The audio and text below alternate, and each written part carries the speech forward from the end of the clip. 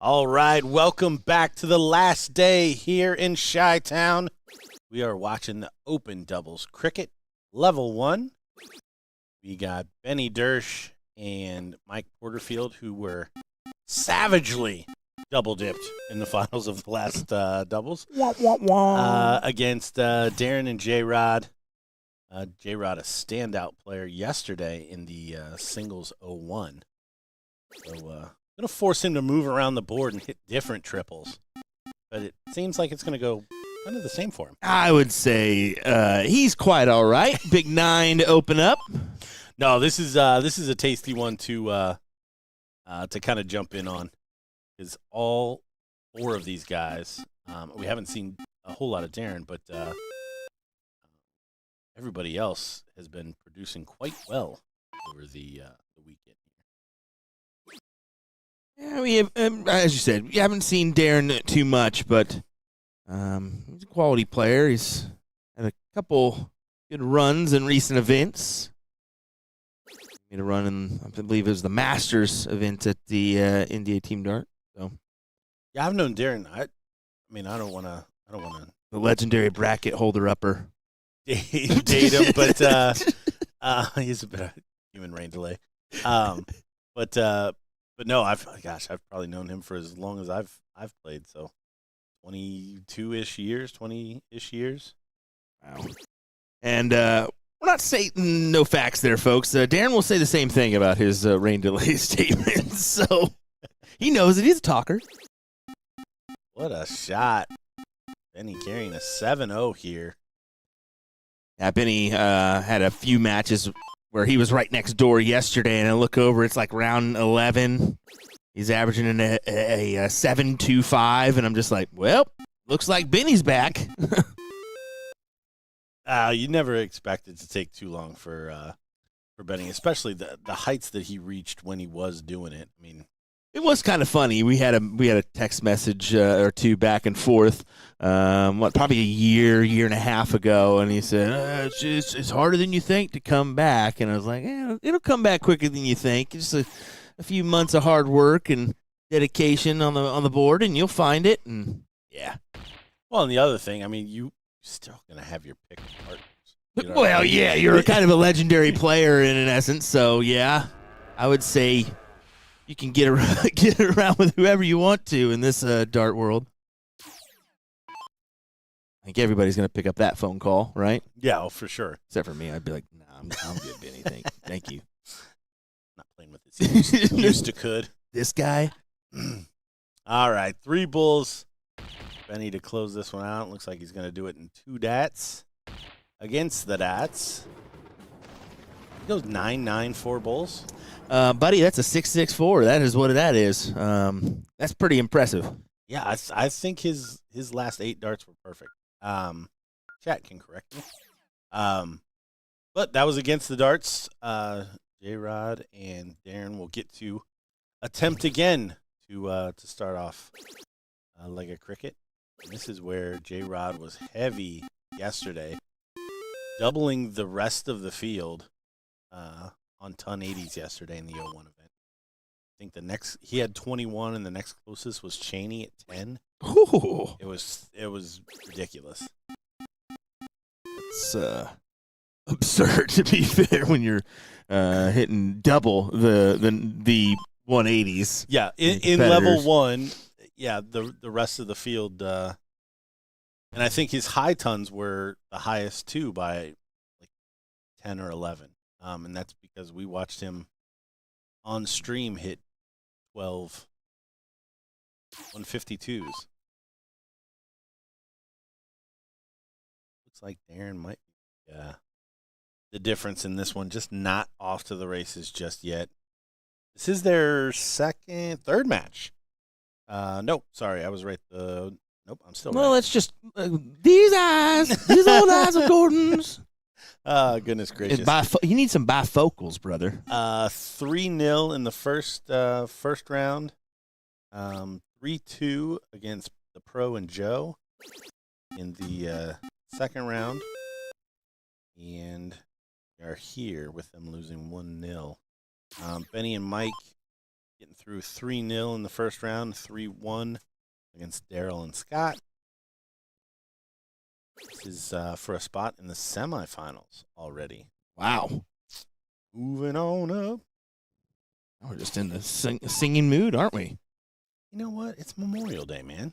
It's a celebration. It is. It is. How about that, folks? Look at that from Mike as he capitalizes on the 9.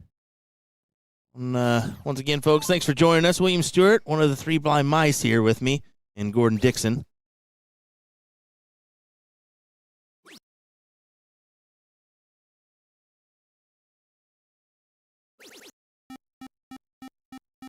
Nothing, huh? I got nothing. I had to give you a nick. Nothing, huh? Nope, I got nothing. Mike Maloney putting in the chat nap time. Well, he's got the kids here still. I ran into Becky on the way down the elevator. Yeah, like, girl, I feel for you. I don't know how you and my wife do it. Saw him at breakfast.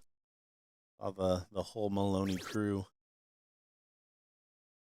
They offered him a high chair, and it's like, nah, he's not going to sit in that. I felt it in my heart. you know it's true. Yeah, I don't know why those things were even invented. Like, does any kid actually sit in those? No, they do not. For about a matter of 2 seconds before they're done with it. J-Rod took his opportunity at the 19s, only gets the 1, but we'll see what Mike has to offer. Has to commit to... Well, he can actually go ahead and close this door if he wants to, but needed to capitalize on the first.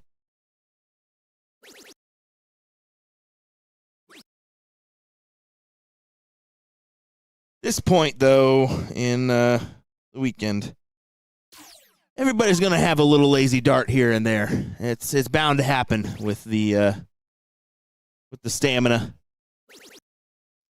What? That's what okay, now the nap time's coming into view here. Well, yeah, that would be it. Ram Guevara and Mike Maloney. 2 and out. Ram Bam, no thank you, ma'am. That is their name, by the way. Ram Bam, thank you. What is it? I don't know. Thank you. Well, you went today. Sorry, Mike.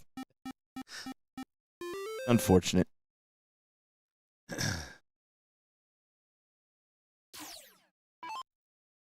Well, Darren has started to pick it up. A little bit more parity that will undoubtedly help them in this leg. Trying to even it up at 1 apiece. I love how Tyler Little's in there saying Darren stands no chance in this match, yet he's averaging, what, a 5?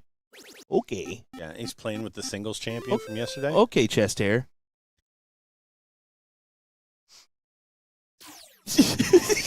I got him there.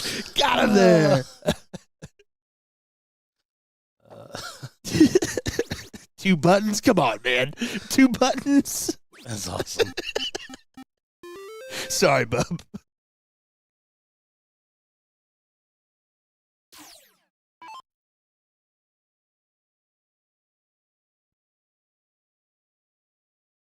Benny.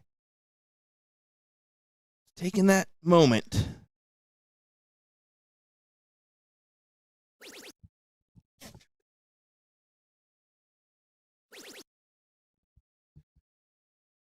Benny back in the trebles now. Too many houses to try to close around. So wisely stays on that 17.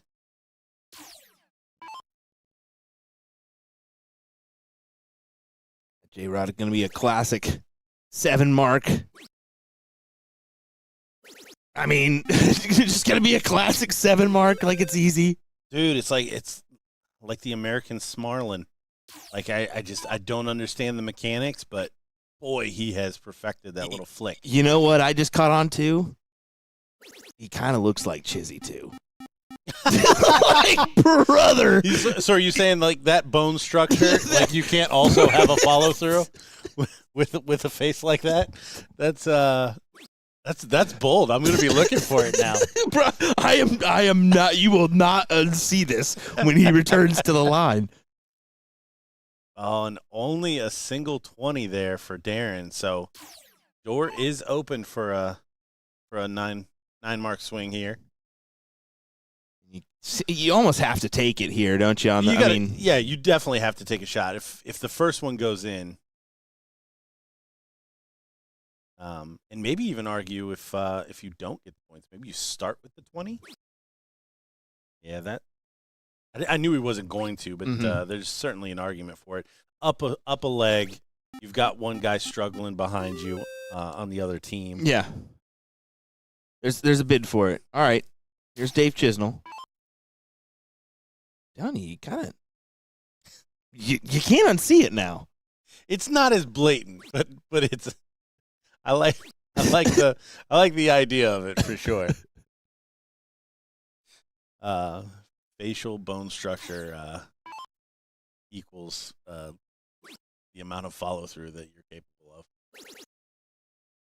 Porterfield gonna nope, he stays.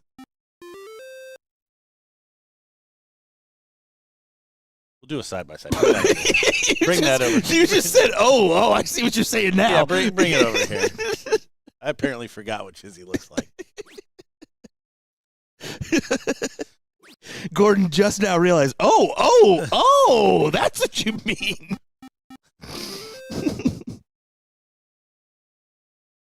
5 mark there for Darren. I mean, again, take the shot, right? It takes the 9-mark swing away, so job done there. But to add pressure, I think there's an argument to be made. Just kind of getting at it. You would be down by a small margin, but you could take a poke. Well, and you'd have. I mean, if you did the full swing, it'd be up 2 houses. So, again, even if they do that, you're going to have 4 bulls-ish to take it home.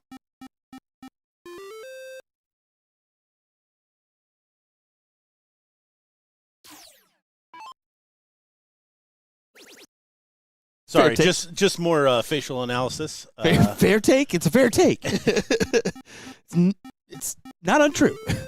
Big 9 for Mike. Pushing into the 1,000 points here for both our score lines. Yeah, important shot here is falls off a bit, and Benny will absolutely jump all over this. Decides to stay on the 20. He's got the 18s. He's got a clean bed. I don't know. I mean, 6 points. 6 points. I swing at the 18, not the 20 there.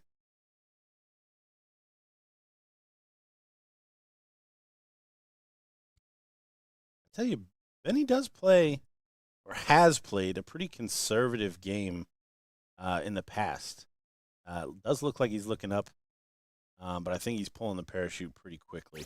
Yep, right back to the 16s. He's really got the hot hand coming behind him. Mm-hmm. You have to be thinking about that when you go to the line. You can get caught up pretty quickly, not realizing that the hot hand, who's averaging maybe a 6 or something behind you, can very well snag a shot that puts them out in front for the win.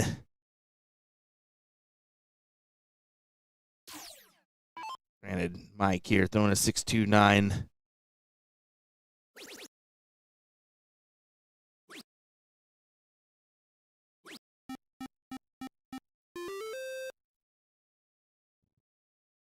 Over on our other streaming board, we do have a new international team.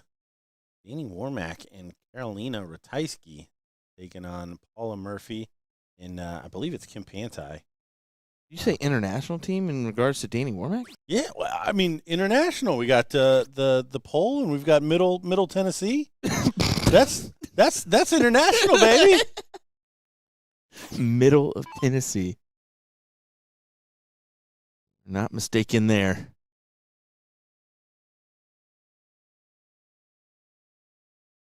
I can say that I lived in Middle Tennessee for a couple years.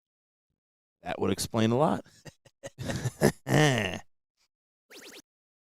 Benny Dersch already into the treble.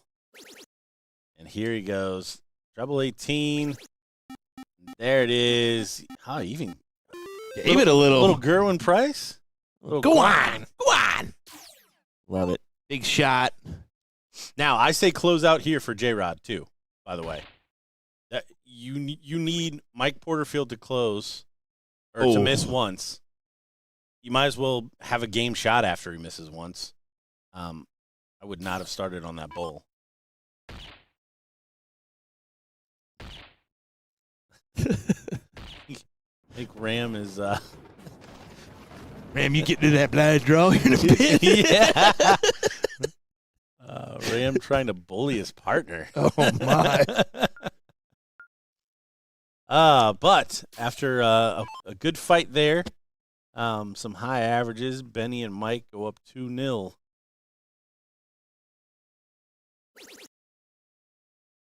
Rod and Darren need to collect here.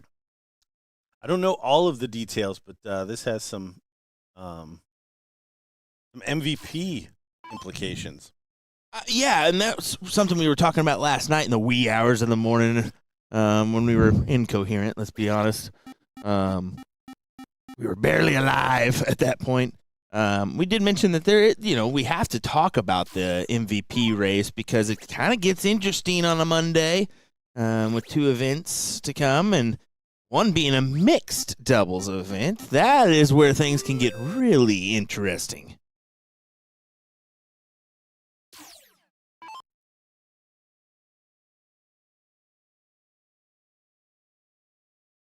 Chris Lynn jumping in the chat. Last year's cricket champion. The 13-inch board cricket champion? I couldn't, brother, I can't even remember what I had for a snack yesterday.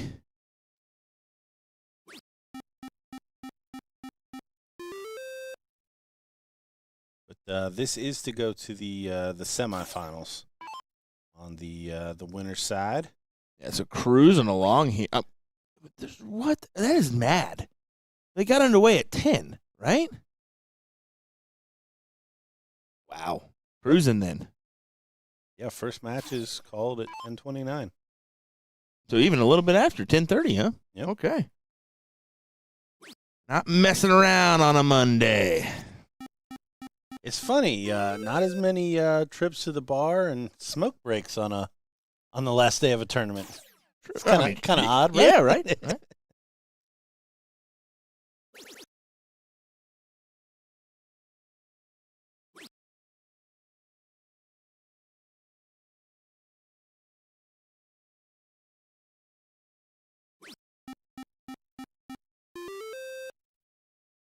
Darren disappointed with the 5. He knows the level that you need to throw at.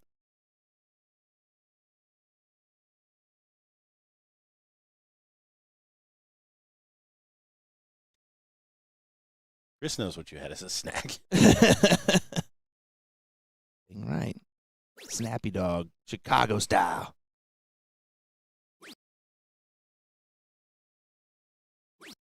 Yeah, up 2. Goes ahead and takes the 20 away. Up 2-0. You have to. I mean, the way this man brutalized the trip 20 yesterday and appearing to be on song again today, can't let him live on it.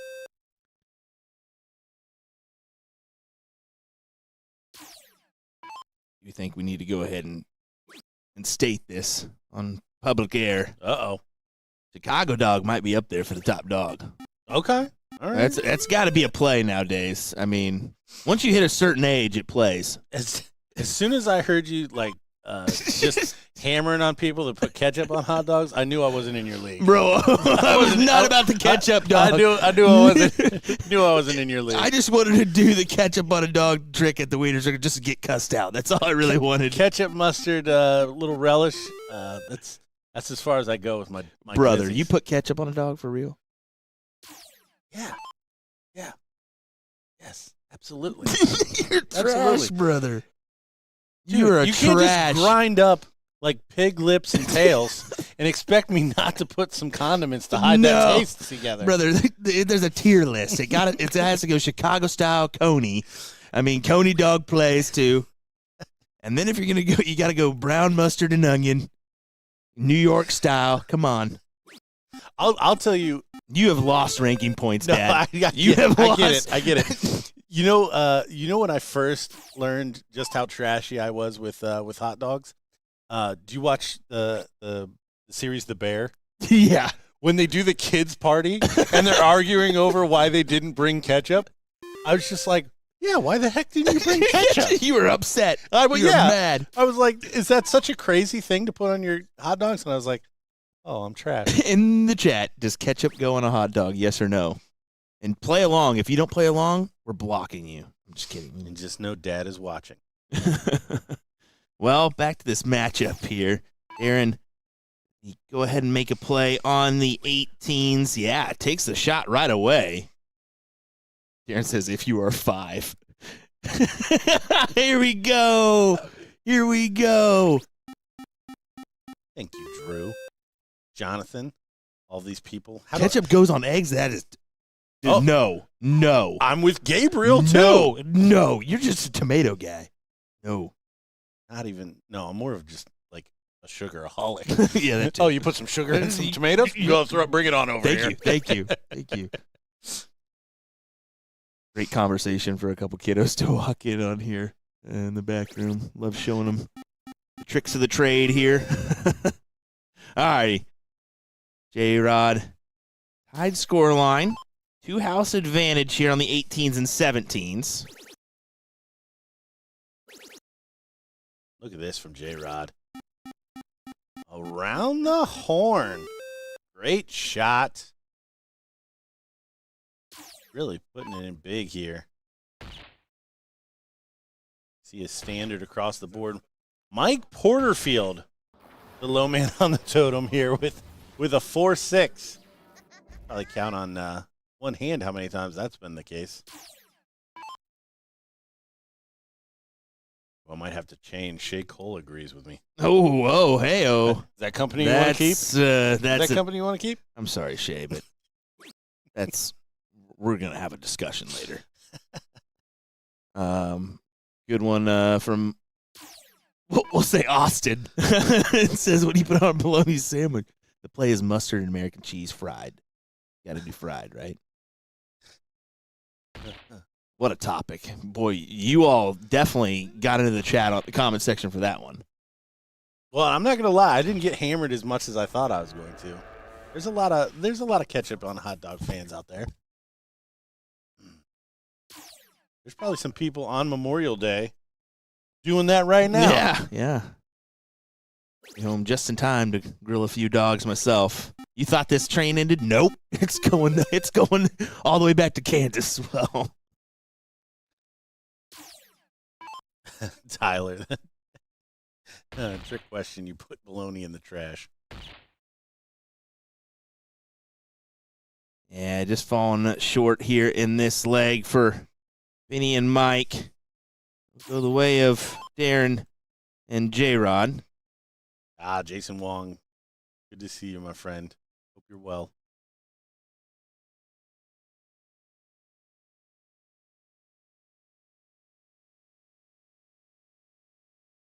By the way, guys, I have convinced Gordon that we're going to start the podcast back up.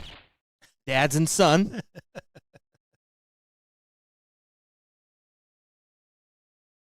Coming to you January 1st next year. Hold your breath.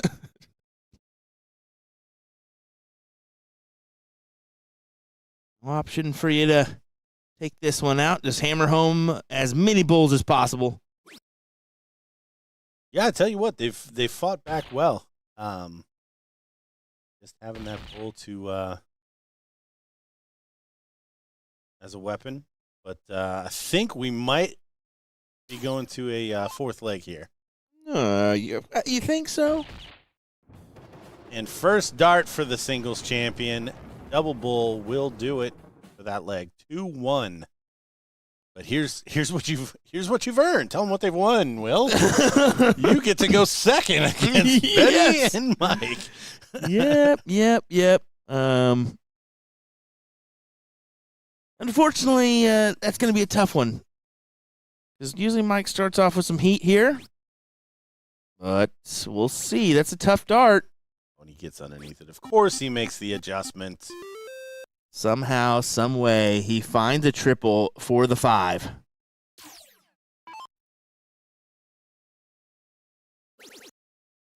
Vanessa asking, did y'all get some sleep? Gordon definitely did. We sent him home early. We said, Papa's got a nap. They sent the old man to bed at about 11:30. I forgot it was that soon. You guys went for another 3 hours at least. Yeah. And the old man appreciated it. We'll be done by 1. Nope. I told him this morning, I'm going to lean into that old man thing. I was taking offense to it there for a little bit. He pops an old man comments the rest of the way. Well, even if the triple goes here, yeah, that's best case scenario for Darren. Darren can pop a couple of early triples here. Just keep the pressure on.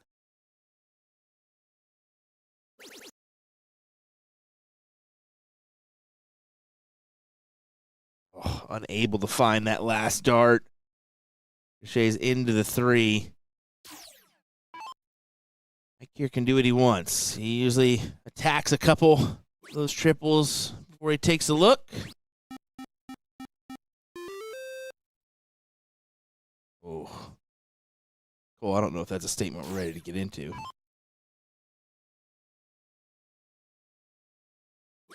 But yes. Hot dog is a sandwich.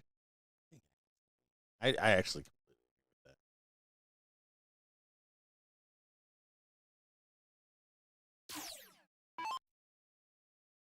Women's semifinals are set because people insist on team names. I don't know who any of them are. Yeah. Well, we know one. We are new here, and that's going to be Suzanne Young and Madison Morton, right? Well done. Yep. And Carolina and Danny, because their names are actually on there. And I feel like we should know who Booby Trap is from yesterday. But well, we've stated it also blends in together on a long weekend. That does happen. And then Hot Flash and the Fury. Nice. The other teams there. Nice. Where's Queen's Quarters? Great question. Where's Queen's Quarters? Did they go out early? Oh, nope, there they are.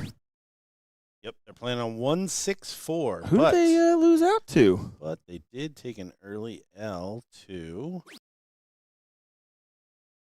Hot Flash and the Fury. So 3-2 win there for Hot Flash and the Fury. Put them into the loser side.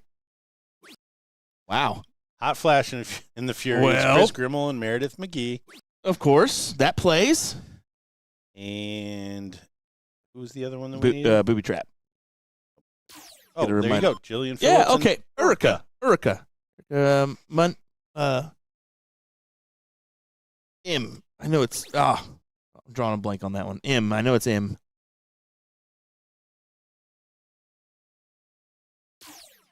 We'll take a dabble at that one on board 90 here in just a few. Nobody there quite yet, but there'll be somebody here soon.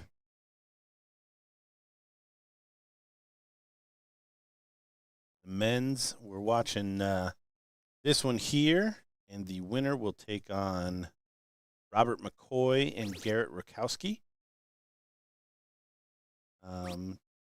Texas #1 already into the semifinals on the bottom side, which Ethan and Leonard Gates, and Steinke and Gervais taking on the wide bottoms, Cromie and Ryan Olson.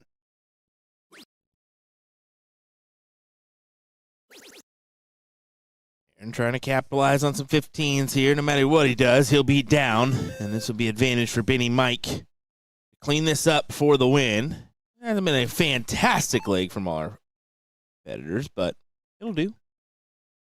It's Erica Mardeau. Thank you, guys. I've just drawn a blank after a few long days.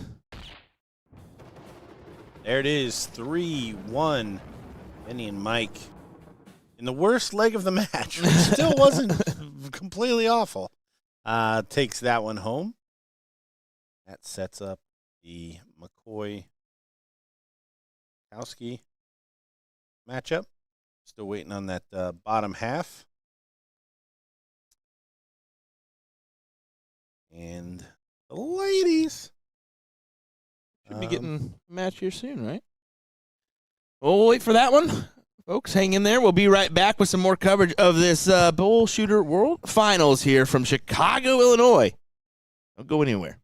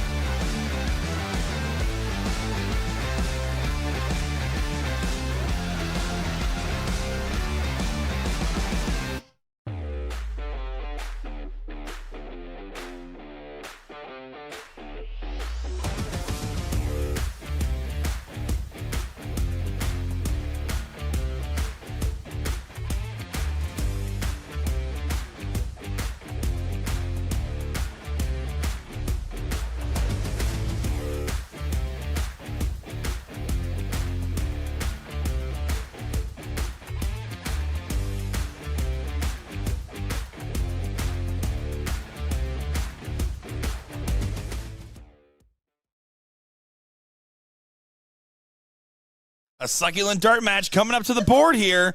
It's going to be Faith and Flights taking on Benny and Mike. My name's Nick Teixeira, joined by Gordon Finger Gun Dixon. Very excited to finally get Bob McCoy, and I think we saw Garrett already this weekend, but Bob McCoy on the stream taking on Mike and Benny, who really had a very powerful, dominating match in the last round. Over on our women's side, we've got Jillian and Erica taking on Meredith and Chrissy.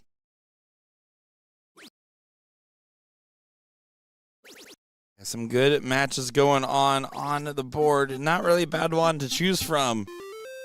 It's going to be a race of three, all cricket, as things are flying by. Reminder, we do get coverage of that mixed doubles event as well. Full commentary coverage of that one.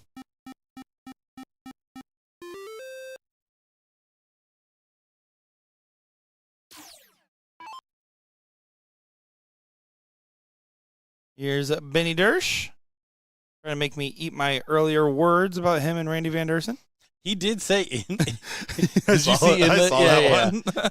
He said distinctly, I wanted to win. Don't get me wrong. I like money, and I wanted to play well, but I wanted to make Nick know.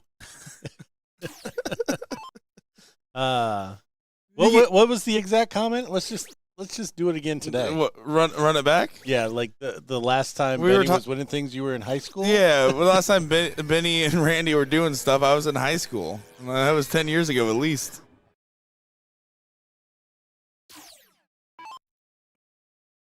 I think you just added a name. It wasn't.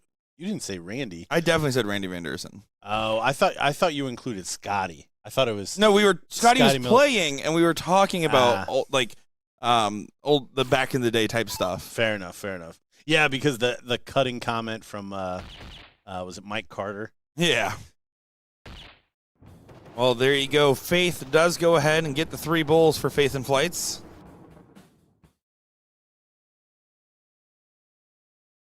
That's going to be leg number 1 on the board. As right now, one-way traffic for Erica and Jillian. They are crushing that first leg over Murph and Chrissy so far. And that's with Jillian throwing a 6-0 in that leg so far. Go on. And a 9-0 for Mike Porterfield to get things going. Got to see him hold that MVP belt. MVP race is still underway. We started looking a little bit at that spreadsheet. Yeah, we talked about it a little bit. Will Stewart not in the running.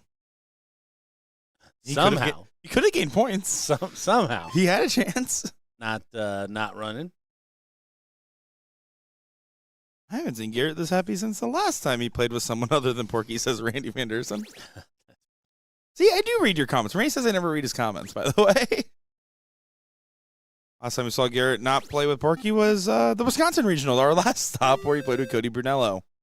But to be fair, Porky doesn't play darts anymore. He just rides his motorcycle.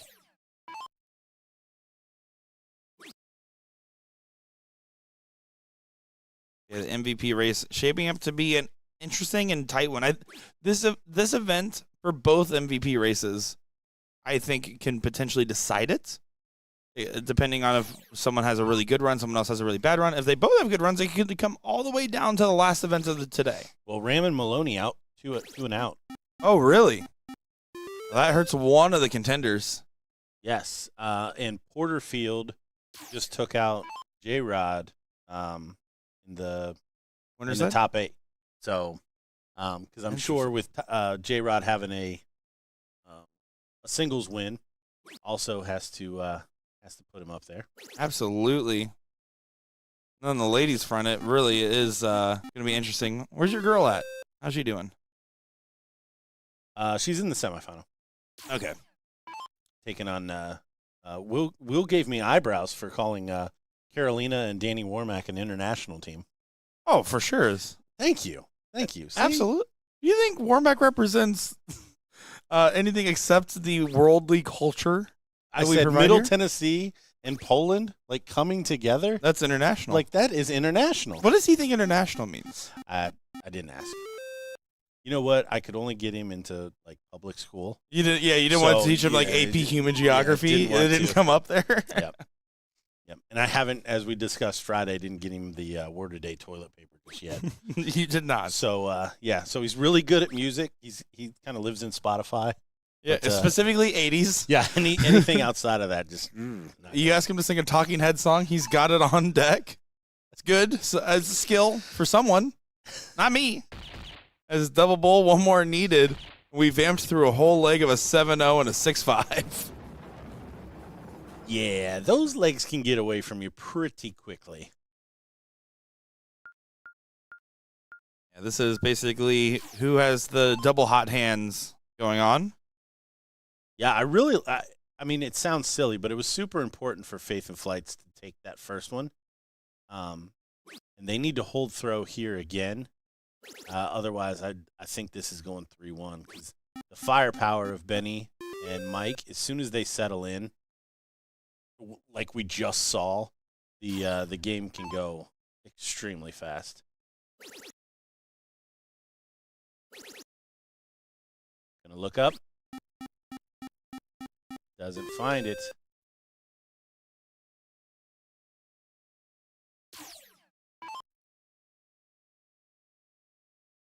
Chris, I don't think Wisconsin was it the best attendance? Second best. Pennsylvania is PA. Okay. 700 unique players. Wisconsin just hit over 600. So, I mean, it was, don't get me wrong, there's a contender growing there for sure. Yeah, when you started talking about numbers, I mean, yeah, Texas and Florida are always in the mix. But yeah, I like that description. There's a contender. Yeah, there's a picture that got posted today of the tentative schedule with some stops missing on there. I do hope we get a couple more in there, as Chris is pointing out that Wisconsin wasn't on that picture. Hopefully that one will get sorted out. We just bring you the information. I'm not too worried about Wisconsin. I got focused on the Ohio stop that I've had multiple conversations about. Now I hear it may be in the state up north instead.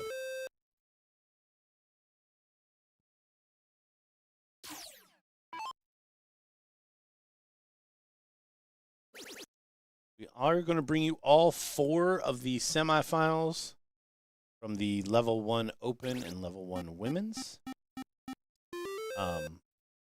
I mean, both are playing right now. We'll switch over there if this one finishes, but we'll concentrate on the other ladies' match. We are new here in Carolina and Danny once these matches are over. But the other men's will be in the final, in the bullpen as well. Steinke and Gervais taking on Ethan and Leonard. Patrick McLeavy making a good point, something that I have not said many times in my life. Florida being the guinea pig for the new things with the level of play change. There was a lot of skepticism about it, plus there was on short notice. Florida will definitely be bigger in 41. I certainly think those are both very fair things to say. I said this was a must-win leg, and I'll be darned. Garrett Rakowski and Bob McCoy are doing their best. They certainly are. It's like they're trying to win this match, and I think that's a good thing for them. Absolutely, I would have definitely backed that strategy from the beginning. Like the classic hit what you're aiming at is the take, you know? Look at this. Talked to Bob yesterday, and there was something that happened, and it just clicked for him after that. Said everything felt heavy until a turning point yesterday, and he started to feel a little bit better. Some call it a turning point. I call it Jägermeister. I'm just kidding.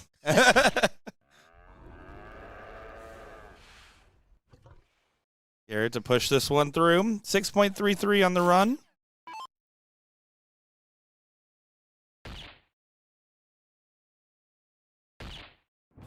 There it is.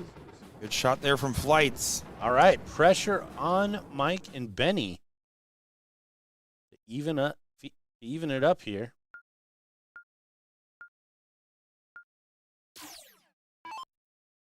Patrick asking about the Chattanooga stop. Tennessee. I did not see the list, if I'm honest. The only internet I'm allowed in these tournaments is to watch the stream.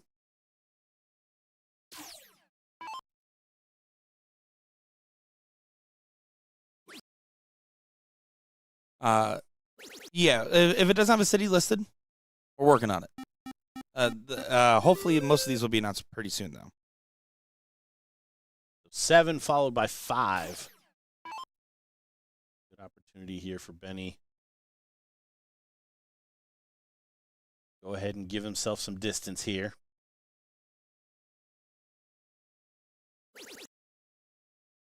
Good start.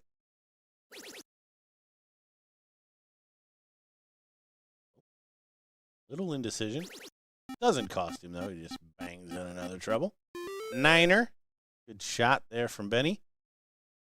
We haven't seen a challenge of the Benny and Mike throw in this match just yet. So this cork is going to be extremely important. Don't mean to write off Faith and Flights too early in this leg, but just not showing the firepower right now to win going second. Yeah, a lot of strong going first energy. Pretty hard to best that energy the other way around.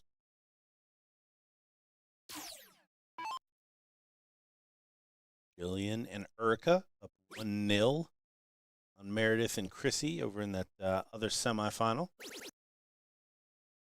Garrett halfway to the board as he finds the 16-16.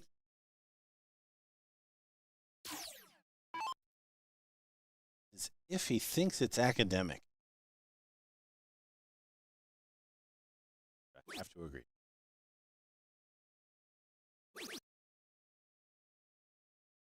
Yeah, this is a good cleanup from Benny 10 years ago, Dersh. Don't put that on a shirt. No, that one's not it. Don't put that one on a shirt. I've known Benny for 10 years because when I got into playing about 11 years ago, Did you say 4 or 10 years ago? For about, yeah, oh, there's a four, word. F-O-R, not F-O-U-R. Gotcha. Yeah, 10 years Yeah. ago. 410 years ago. 4 to 10. I mean, you can't narrow it down any Far score 7 years ago, Benny Anything was past that? known as the Jet. Back then, they called him the biplane. No, I met him playing in a league where him and Scotty Kirshner were on the same team, and I was playing with Tommy Evans and a few others, and Chrissy at the time. It was a fun back-in-the-day experience, and promptly got whooped. And then I got to technically meet him years later as my playing career ended, and his continued. Good for Benny. Bad for me. Oh. I don't think Bob got that. Close. Yeah, that's either tied or Porterfield got it. And if he's pulling them, Porterfield got it.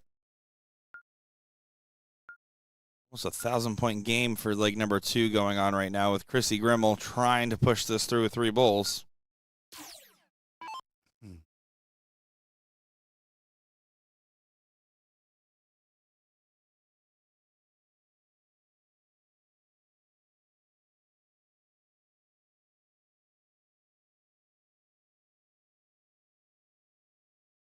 All right, Mike.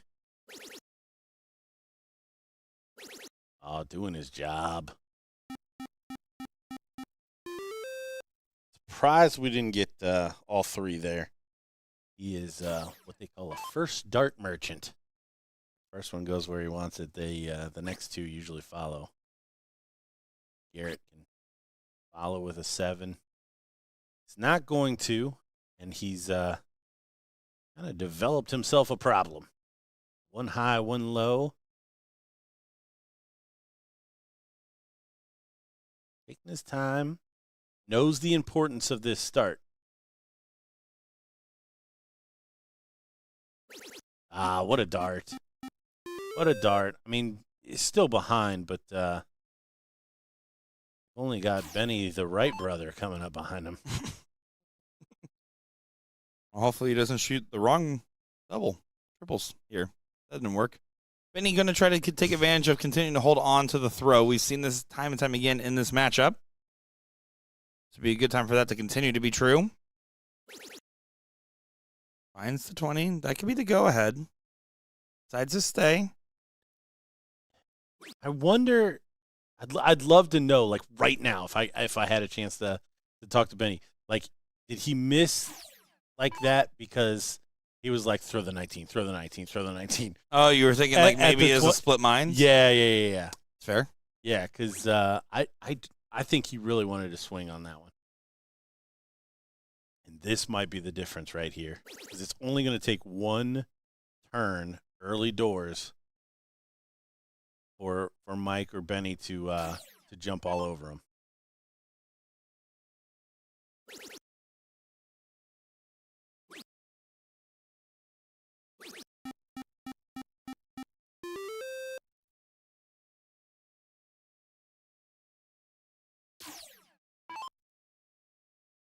Garrett has an opportunity to at least try to get some ground regained.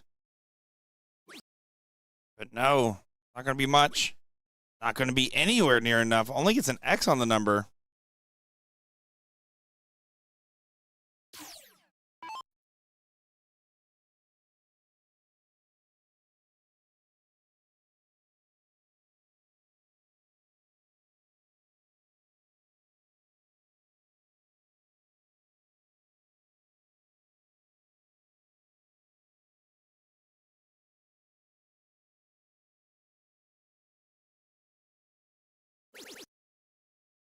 Job done. You can push the button. This one's over. You would think it would be.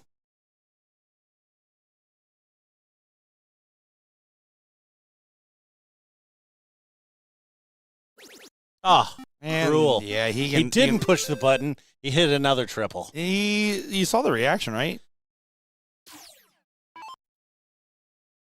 Ringing the bell. Comes Bob. Trying to force a little something out of here. Really needed to fill it up, and you can just tell by the look on his face, he knows they're up against it now.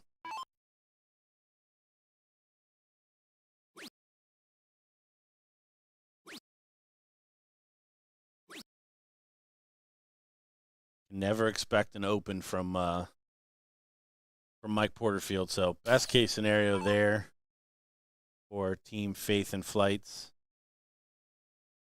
9-15s. Just make Benny think. You see Benny's reaction back there. He's rooting for him. I feel like I've always kind of noticed that about Benny. You kind of expect something out of your opponent. Not afraid to push back against somebody's best game.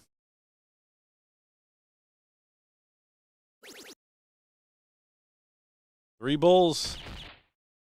And we've got our first King Seat match participants. Yeah, again, just about set and ready to go. The other side of that will be Team Texas, which is, I assume, Leonard Gates and Ethan DeVera. I had to guess. You assume correctly. Yeah, that's a Team Texas. I heard one taking on Snaggy Leg and Gervais.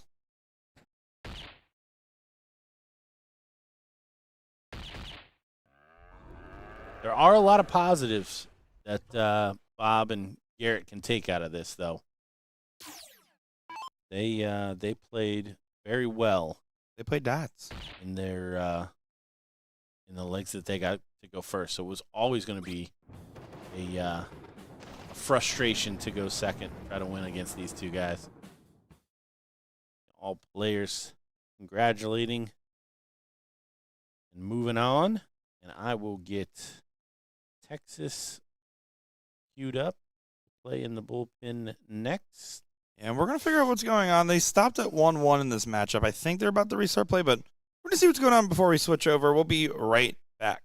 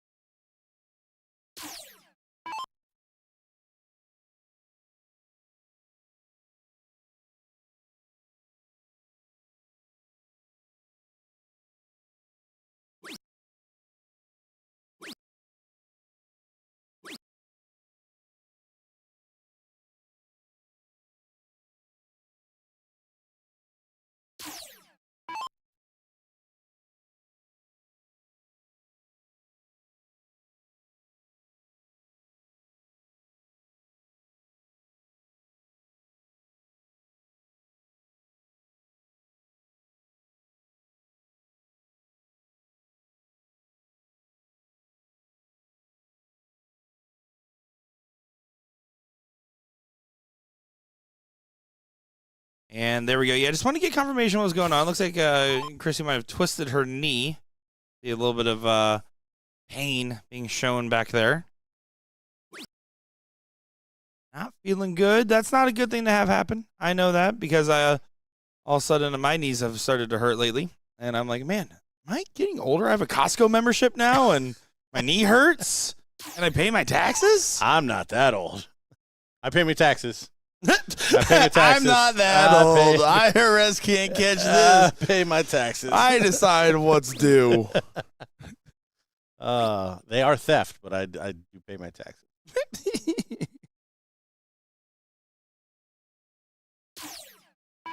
All right, we got the fellas piling in there on board 91 for the other semifinal in that match. As soon as this one's over, we'll call the ladies in. And we got Carolina and Danny Warmack taking on Sue and Madison.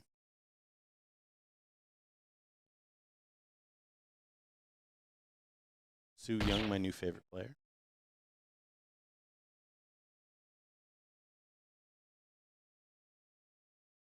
Abby Spot and Liz Tynan fighting through the losers bracket here after a first round loss. Was it a first round loss?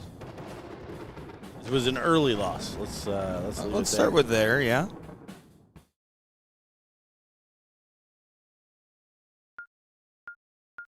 Hot Flash and the Fury down 2-1. And I'll go ahead and say it. Put on a shirt. Got you. Yeah, that's something that I'm looking forward to in the 41st tour. I've got T-shirts. Got it in writing that we're going to do away with team names.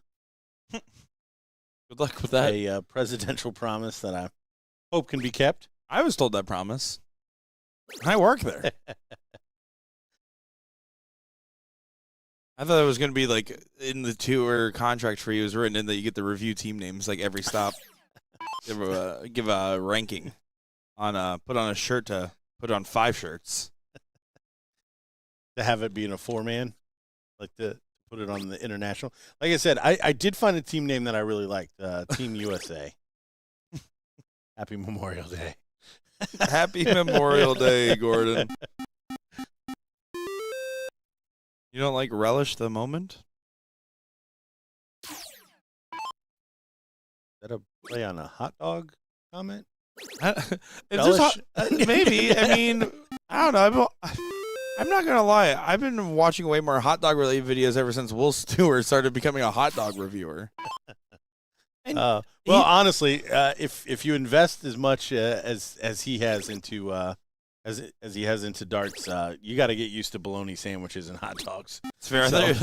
So, and when I pictured what an ideal hot dog reviewer looks like, I mean, it wasn't far away. You know, like I could see the paint by numbers kind of meeting in the middle.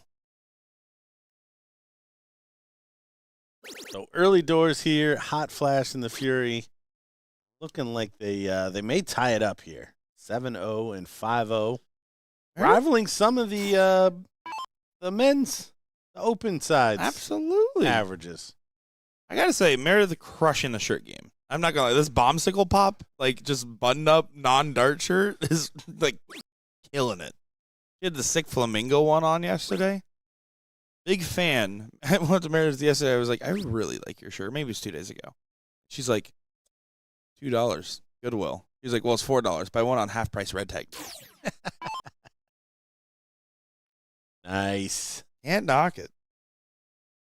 I paid $2 to not get complimented a couple of times. So $2 and you get a shirt out of it. Good for her. Yesterday's champions, Abby Spot and Liz Tynan, best Trisha Grezik and Trisha Romero. They move on in the losers bracket. Lower half. Rock, paper, scissors, awaiting the winner of Jenna and Barb and Legendary Socks.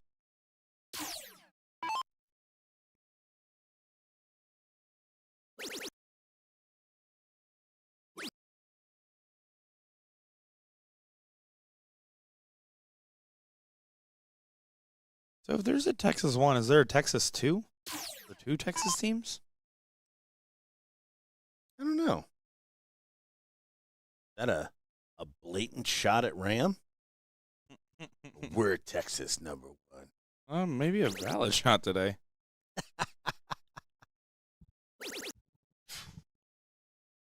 Nope, there's just one team with the word Texas in it. I just searched. Oh, there could be a ladies. But then then there's another problem. Well, the men are Texas 1, and just saying, we got to work on this, guys. Be better.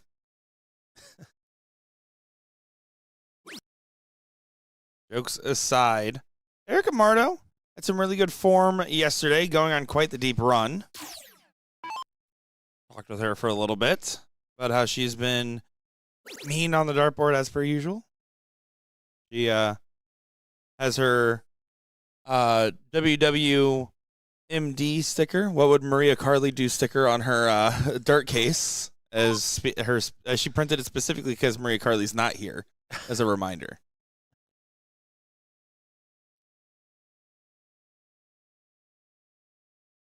I had the same thing, but for Jason Barlow. I just do the opposite, though, of whatever it would say. And I did pull the numbers. That's not true. But I'm about to pull the numbers of the jukebox. I don't think Watermelon Sugar's played once. Oh, that tracks. Last year, number 1 song, it was 14 plays in total across the weekend. The second most played song was 7 times. So he doubled him up. Doubled. He was like J. Rod Henry on 180s. Yeah. Except way less cool. And you had to listen to Harry Styles. Yo, worth less money, too.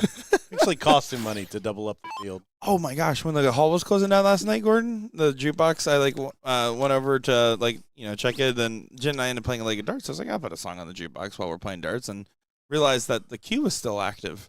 112 songs after the hall was closed still in the queue. Holy crap. That's a lot of songs. That is a lot of songs. So you guys paused it so everybody got their money's worth. Sure, probably what happened. Yeah. Well, okay, whoever had that last Drake song played, and then I fast passed a bunch of my own stuff, so Jen and I were by ourselves listening to music, and then I went back to pausing it. So we did listen to one Drake song. Good save. Yeah, well, ethics, I'm sure. Single 15. Yeah, trying to push off, but 3 numbers down. Not going to be able to do much, even with the fancy pants, fancy 7. It has to be like top 5 nicknames you've given, up there with Dr. Handsome. I would agree.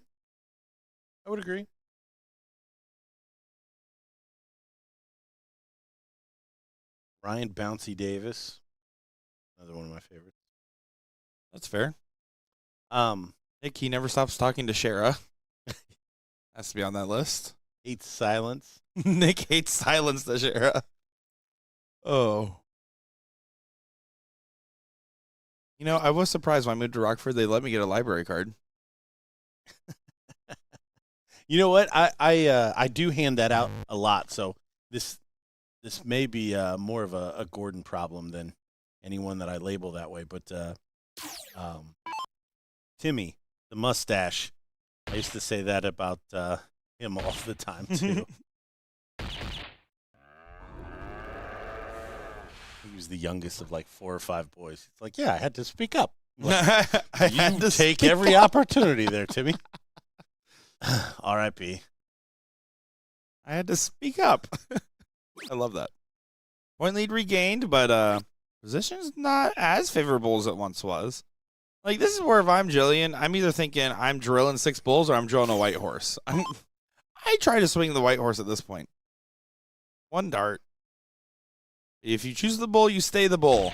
Yep. This is all or nothing shot. Oh, doesn't get the last. This to send us to a decider in this women's semifinal. Leonard Gates and Ethan DeVira up 1-0. Steinke and Gervais.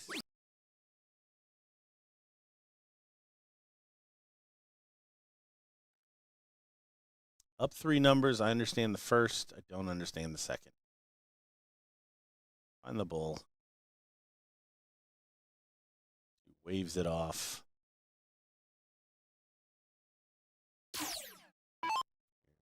comes Urka.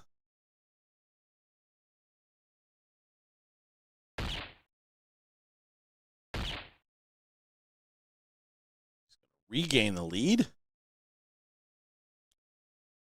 Gonna take Chrissy 220s. Or maybe a triple.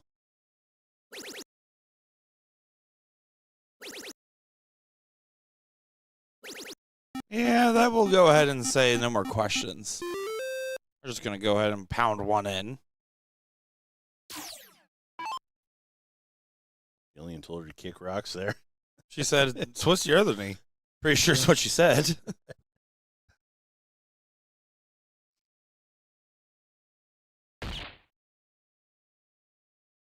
All right, clear shot at the bull here. Take us to a decider.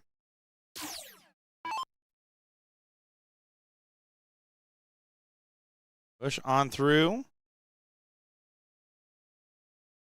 Think Meredith's Hot Flash or the Fury? Don't answer that. One more bull needed.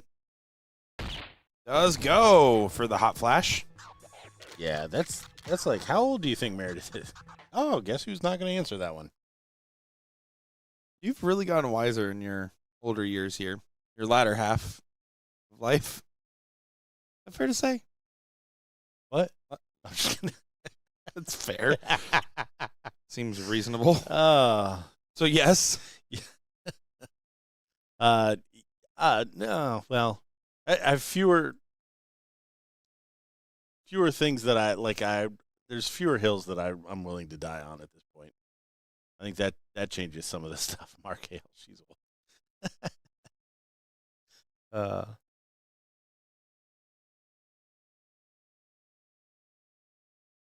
That's true too, Patrick.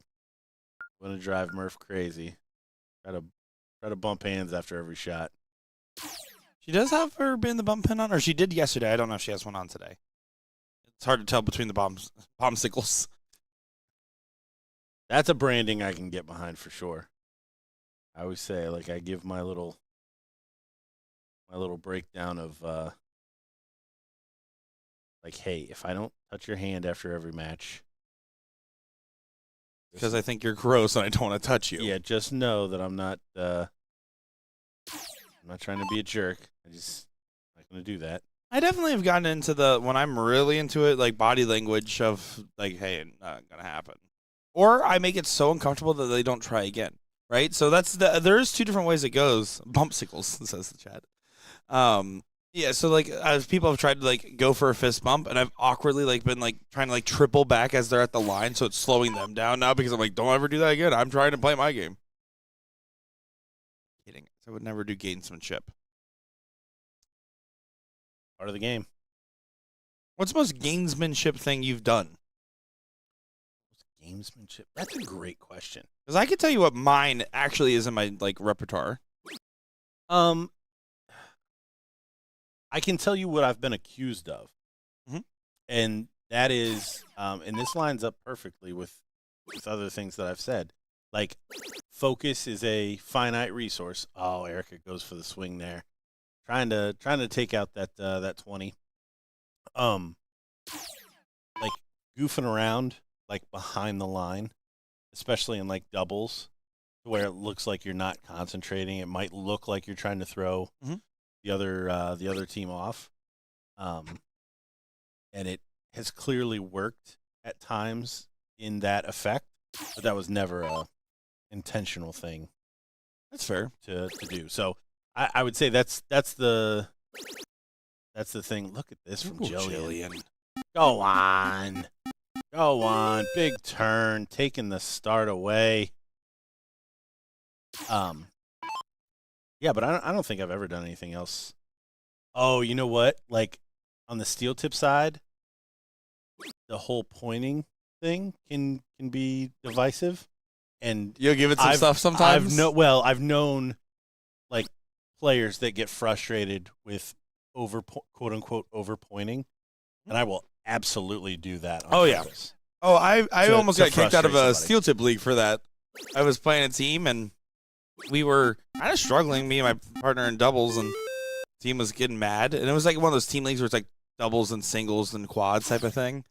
And one of the players on our team started grumbling, these guys just don't stop pointing, even though they were multiple houses ahead and we were not playing that strong. So I was like, I want to see how long I can run it up for, and that's just what I did the rest of the match. No, the one that's actually probably incorporated into my game is, and this is only at tournaments with players boxes. This is not a steel tip thing for me. Only in soft tip where like those TOCs and NDAs where like you have to be able to clear the box before stepping up. If a player's like on my heels, I'll just walk straight into them. Like not like hitting them in the shoulder, but like you're not setting up your dart either type of thing. And that's just because I'm like, listen, I don't do it to you, stop doing it to me. And that's about the only thing. And that's only in players boxing. And steel tip, no, give me the rhythm, give me that pace. I want to go through it like I'm playing Will Stewart on a race to the hot dog cart. Yeah, the wheels are falling off here for Hot Flash and the Fury. Just not able to quite reach the average heights that they have already in this this matchup. And Erica and Jillian are just flying. And look at this. Look at this. Closes the corners, grabs a bull, and this one is all but over. Yeah, this is a great performance to round things out. We tried to get the other top four, but the timing of the bracket, they had to get started. So we will not be getting that other top four on the stream area. We will be getting that seat match. We will get the other top four as they're currently 1-1, about to hit 2-1 for the open doubles level 1. So just a heads up, that is still in the cards. That is what's happening right now next to him. As there you go, Booby Trap does go ahead and win that one. See Leonard Gates looking likely for Team Texas to go up 2-1 in this matchup, and this is Dylan Steinke, or as Gordon calls him, Stanky. Steinke. That's why I've been trying to make Steinke leg work so bad. Like, is the proper Stein key? From my understanding. Stein key. I'm almost certain on that one. For once. I mean, that's I guess, phonetically, that works. You know, another thing, you were talking about the player box. I definitely know players that if the other guy is riding up on them, like they intentionally back into them. Mm-hmm. Like even if they're not somebody that normally like takes a step, and they know they're on their heels, they'll back into them. Really? Like, see, that's about as far as like that's a little far for me. The other one that I hate getting done to me, and I won't do to anybody else, is saying good game before the game's over. That actually is probably my number one least favorite thing that someone can do to me. I think it's I think that's I don't mind the celebrating, the overpointing, anything. I don't take things disrespectfully. The celebrating? Yeah, exactly. But the only thing I take disrespectfully is just trying to throw in the towel. If you're going to say good game early, then just in the game. Literally erase the chalkboard. Do a Barlow. That's about the only time where that fine. Yes. Yes. Seriously, if you're gonna say good game before the game's actually over, then you better do it. Now you could say some type of hey, you got me here type of comment, but as I'm walking to the line under your breath, good game. It gets me going. Not a fan. Okay. Yeah. What grinds Gordon's gears? That's mine right there.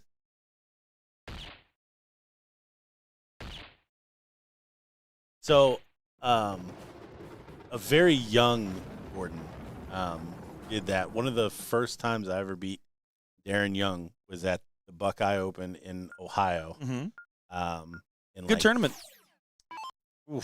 Probably mid-2000s, maybe 06, 07, something like that.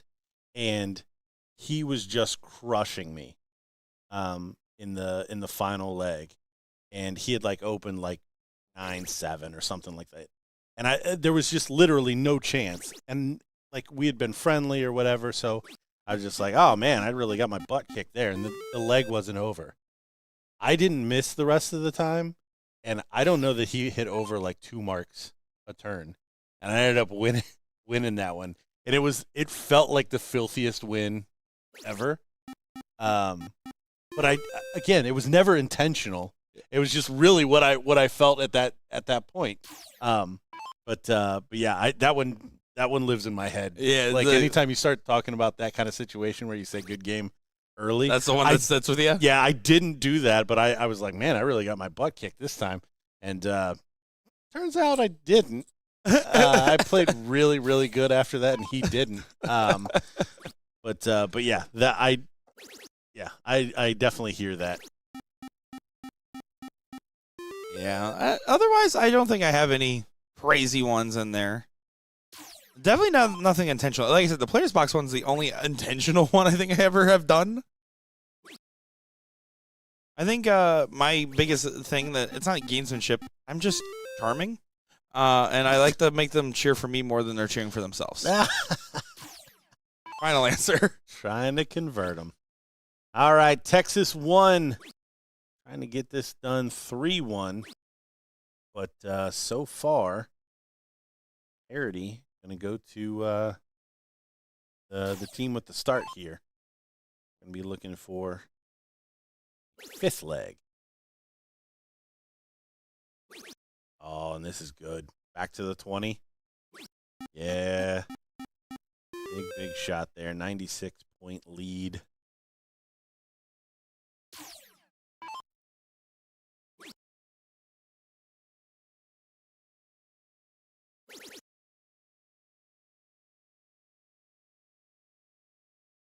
Only 4. So, big opportunity here.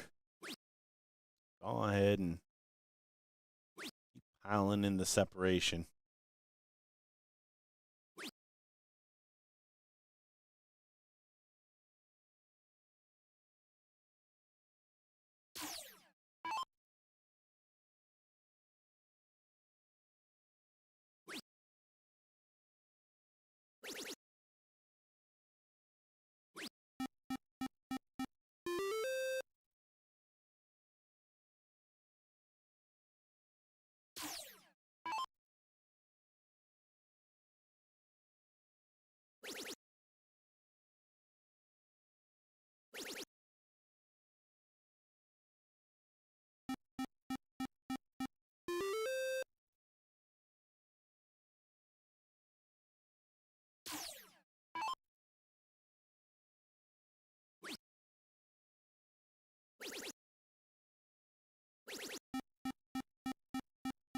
Good 7 from Ethan. Gets a 5-point lead recovered.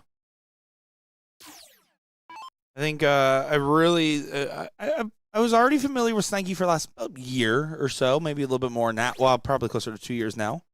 But he had a breakout performance at this last TOC, where it was that CDI draw where it's a good time to do it. Yeah, right? The money's right in that, Well, in that event. and it's where the top average female gets bottom average male in this list and vice versa, in like an invite only event. And Taylor Thaxton and Dylan Stanky got pulled together, never met, and you couldn't tell me that they hadn't been playing for 10 years. Like, they play like a absolute threat.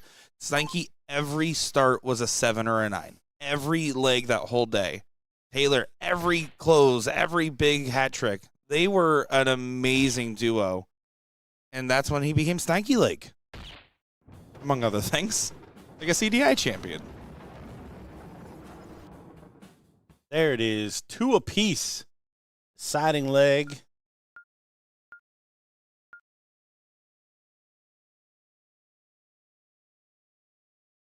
Last leg decider to see who gets to the seat. Coming up next will be the seat match of level 1. And then we'll follow with the level 1 seat match of the women's. Nope, doesn't work. Ladies. Yeah. Girls. Yeah, it's just ladies, huh? Yeah, it's really the only one that works, huh? You might know a thing or two, Gordon. Gordon, what's something you know that other people should? No, that was I gotta own up. That's stolen. That is that's a Bill Burr thing. That's fair. Anyways, what's one thing you know that other people should? I would love to hear it, Gordon. That was a dangerous giggle right there. Current company, including everyone in the room next door, is how to count.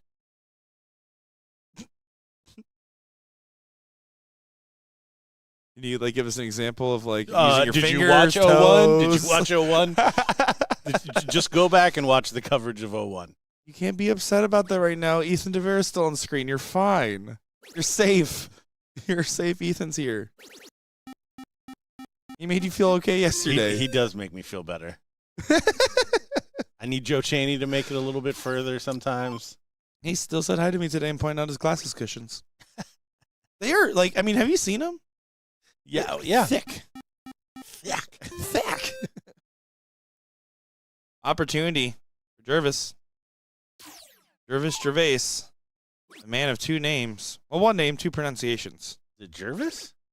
Oh, we've gotten corrected and so many times, and then it immediately gets lost every single time. I don't know which one it is, so I just say both. I change them in.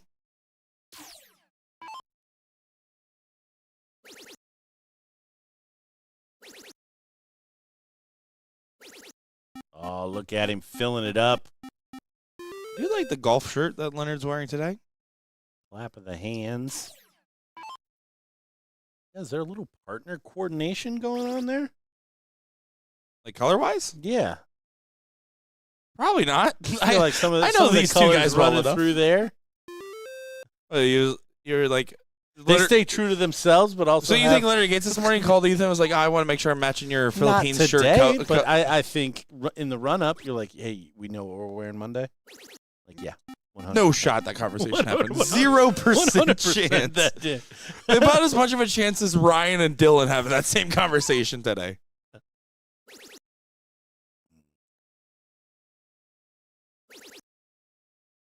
It's Jervis. You don't pronounce the A, says Ryan81607. Gervais, good 9. Sorry, that was rude. That was the line. I apologize. Great follow. What that was.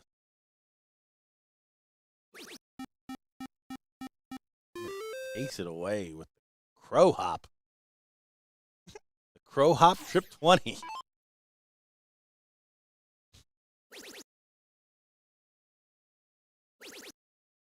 Look at Stanky. Look at Stanky. Dude, hit him with the leg. Hit him with the leg. Oh man, this is good. this is an upset, right? I Coming into this match, you know what? What? I have you reports to run. Yeah. I have reports to run. That's what I have. Gordon is so happy that he's learned how to do these things. I love that I have reports to run. Gordon, I didn't have to show you. You just kept pressing buttons, and one day it happens. You gave me the Grubhub phone, and then I just took it from there. Yeah, Grandpa started running with it. Bang! Give him the Grubhub phone. Last night I gave Jen the Grubhub phone, and she just ordered herself and submitted it so I could submit my own order on the phone.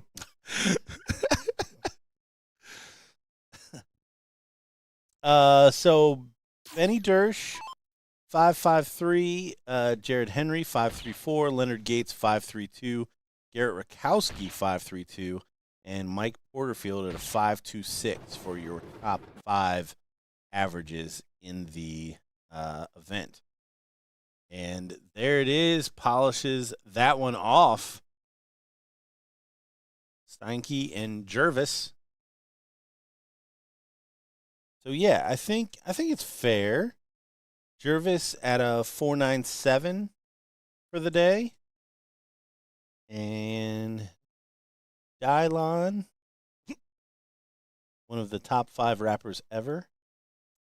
The other 4 being Dylon. I thought you were going to go Suzanne Young. Suzanne Young. Oh, Suzanne. Yeah. I thought for sure you were queuing up that one. Yeah, Dylon. Dylan Steinke, 457 down at 28. So wow. 13 and 28 in averages, beating 9 and 3. So statistically speaking, absolutely fair to call it an upset. I will say, like I said, Dylan within the last 12 months has shown, no, he does have the gear. It just has to be the day. And that's what's happening so far.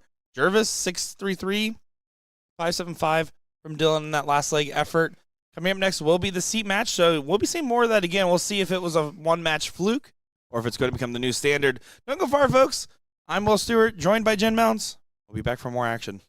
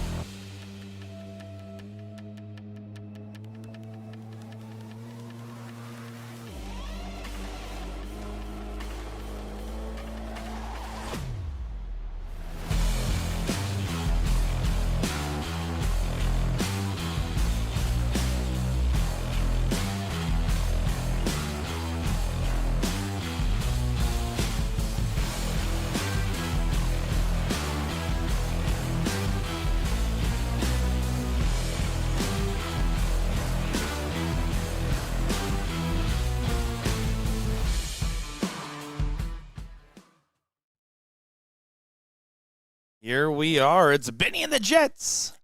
And the Jets being Mike. Going up against Steinke and Jervis.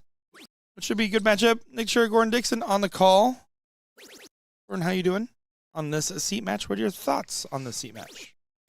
Well, I think Dylan and Ryan just came up big, and there's no reason that they can't do it again. They are underdogs again. I'm going to stand by that. Fair enough. Some people get frustrated with that, but that's why I like that I have access. Old Grandpa figured out the reporting system, so I can see averages. I'm on the league leader phone now. Yeah, I'm on the league leader phone now. So I can take a gander at those averages. And Benny Dersch is topping them, and Mike Porterfield is 5th. So they just beat 3 and 9, and are now taking on 1 and 5. So not saying they can't do it, but I am going to say that it'll be an uphill battle for them. There's one thing that dart players don't like. It's hills.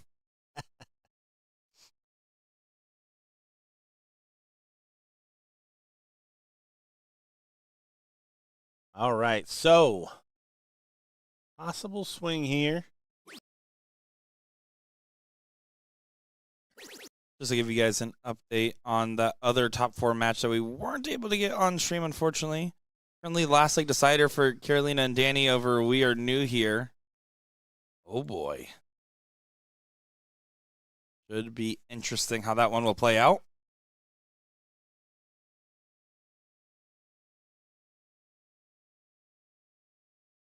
Tight score, and Steinke gets an opportunity. Got to exercise your control of the best number on the board. Probably another sentence I've heard Gordon say once and then made it sound like my own.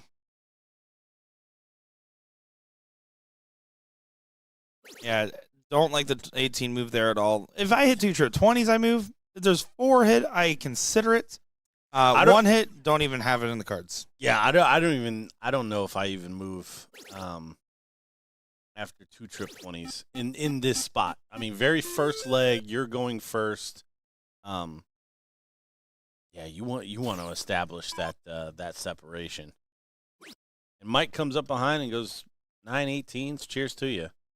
But yeah, this is what happens. You start trying to chase.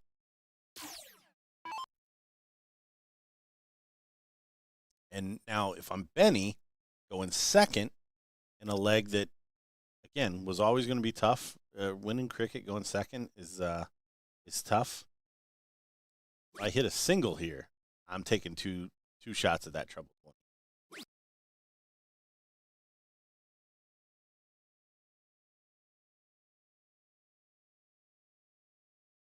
See the reaction there. Yeah, I suspect that we're going to see about 7 points.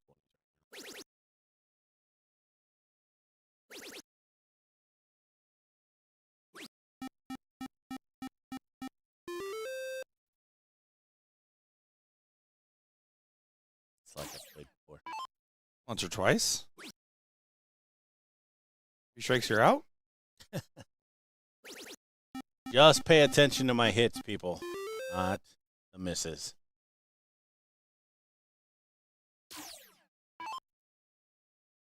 Ryan does continue to have access to that 20, and that's what needs to be defended. No way I move. Yeah, nice shot. Nice shot. Nice recovery after that single one. Guys, Will's getting ready to leave us. Making me sad. We haven't spoken all morning after what he did. Well, it's just the problem is we have all this milk left, and I don't know who's going to drink it. Can you chug a whole gallon of milk? No way. With a banana and Sprite?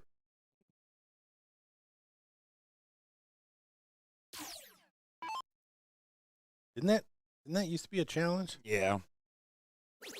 Banana and Sprite challenge was one of them. Yep. Good shot here from Steinke. So after all of that, they did end up doing a good job of defending that 20.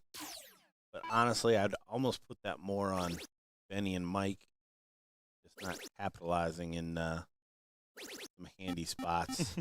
You see, Benny called for the 20 shot. Yep. I mean, going second, it's worth taking chances in these spots. At this level, absolutely should be in consideration. Ready for the level of the stream to rise as soon as Will's on a plane. Freud was right. Oh, yeah, I was going to say, wow. All right, Jen and Gordon going to be rocking out the next little bit here.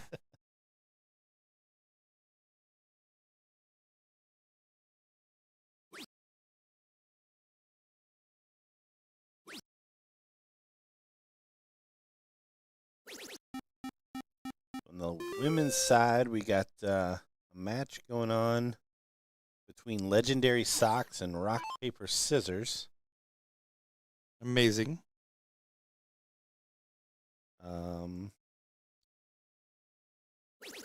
Sarah Sass and Socks. Legendary Socks. And Camera and BFD. Rock, Paper, Scissors. Winner there will take on Chrissy Grimmel and Meredith E. Mike Porterfield continues to pile in the trebles.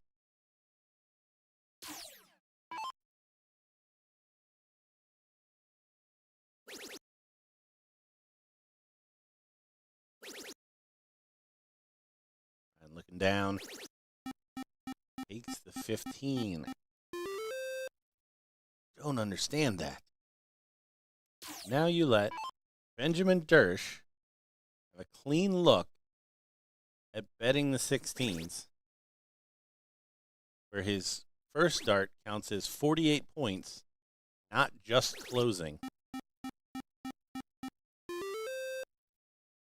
Yeah, it's going to be a potential error, not a grave one. It could have been worse. 2 16s.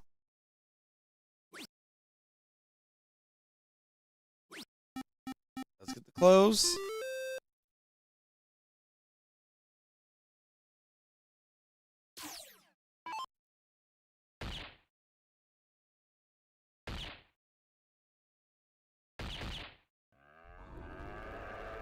Nice 4-bowl from Porterfield.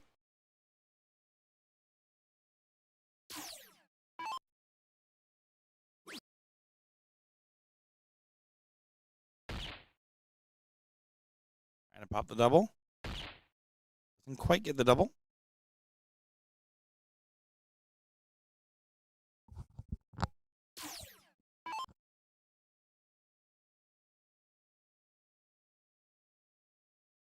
All right, so either Mike Carter only watches once we get down to the end of brackets, or just doesn't comment when we've got match after match and saves it up.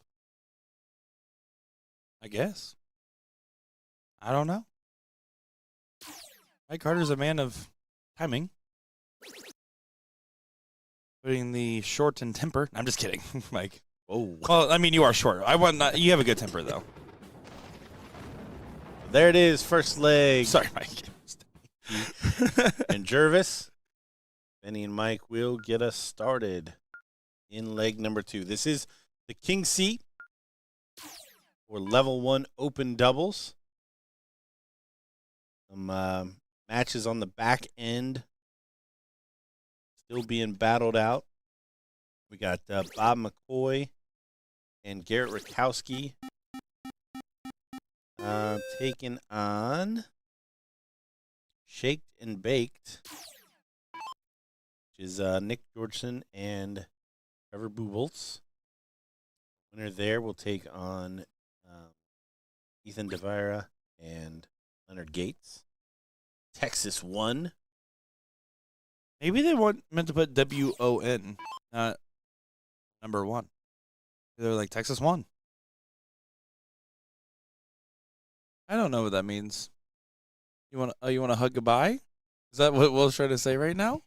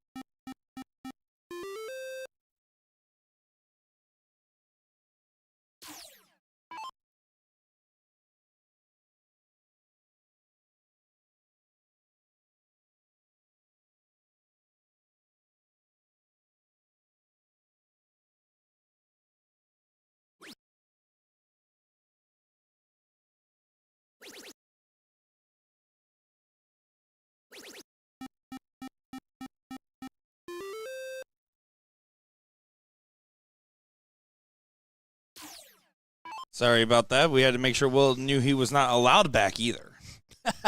And stay out. Seriously, his thumb smelled like ketchup. I don't know what to do with that information. Secret hot dog chowing. Look at this. We jump back in here. You guys have been watching more than us the last 2.5 minutes. Let us know what's been going on, guys. Fill us in.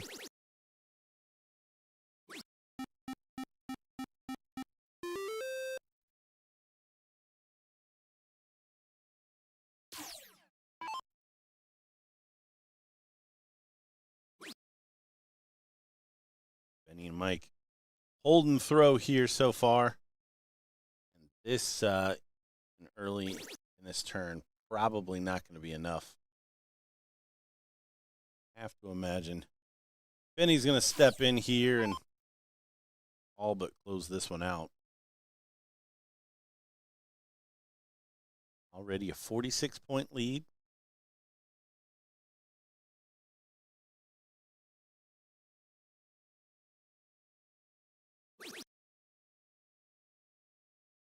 Points. Yeah, stays downstairs. Smaller adjustment. I like it.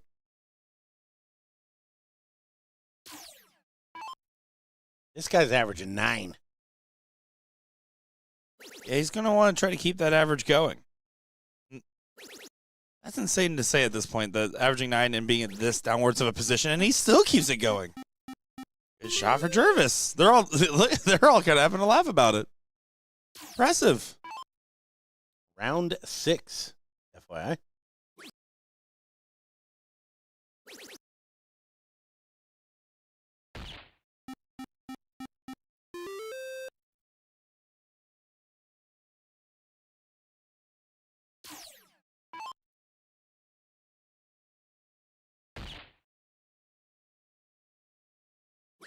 Yeah, I like it.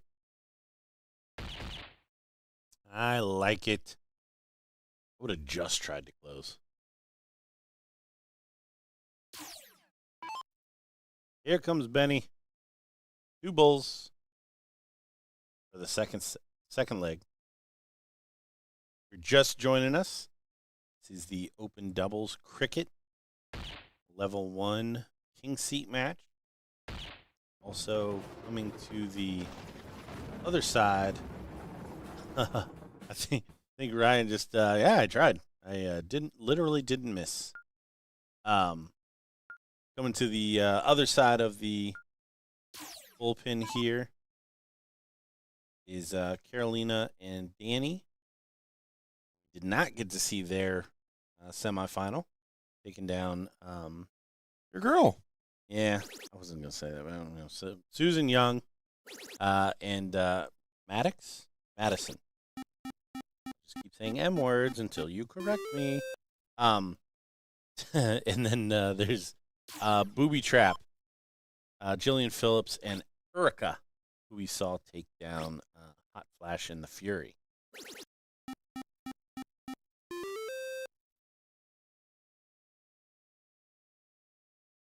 Granddad's going to run back to report section. Yeah, Masson Morton. And go ahead and generate a report, and we'll see some stats for the ladies. Ladies. Erica Mardo topping the charts here at 392. Susan Young at a 377. Chrissy Grimmel at a 370. Carolina Tysky 369, and Paula Murphy 364, rounding out the top 5 there. Good bed from Benny. Does get a 9-point lead with that shot.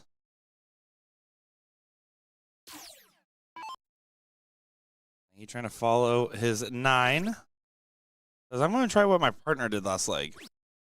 He was going to try to do it. Let's take a shot. It is one apiece. I think I said this when they were playing Faith and Flights, but this is probably a must-win leg for Dylan and Ryan.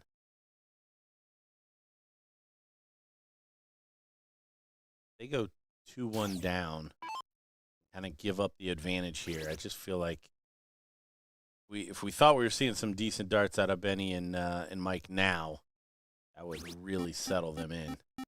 This guy, he just hates a miss. Just hates a miss. Well, yeah. Who likes him? You? Yeah, but I feel like I have a reasonable expectation. No. This guy. Do you expect dart players to do math? No chance. You expect them to not use team names? You know, I'm feeling what you're saying. Like this is more a representation of me than anything.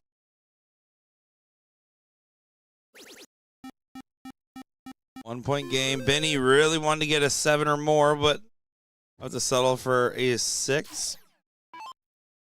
I want to see Dylan play a little bit more defense. Mine's the first. It's an inviting dart. He never uses his follow on the dart. But there does still get the close. You get rewarded for it. 61 points of difference versus Porterfield to fish for a 7.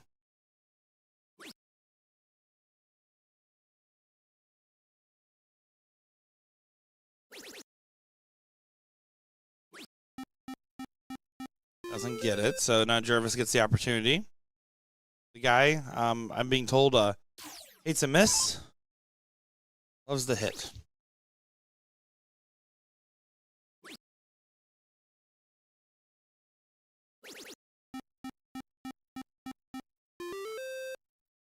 It's a good 7 mark indeed. His last 6 turns, he's missed 2 darts. Very good. 16 of 18. Has to be a little less than, right? He's at 5'3". Well, no, I'm adding that to the previous. Oh, I see what you're saying. Previous leg. Jack can correct me. Sounded good enough. Yeah, let him have it.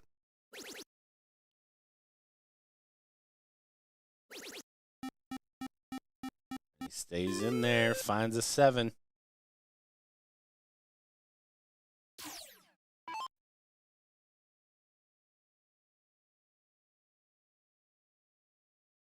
Misses the 20, and he still fires at the 17.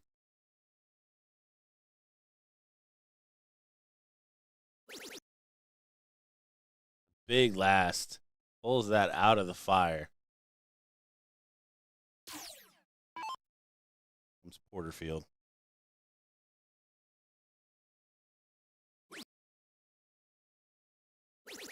Porterfield only averaging a 4.5. Only because not the level that we've been seeing or coming to expect.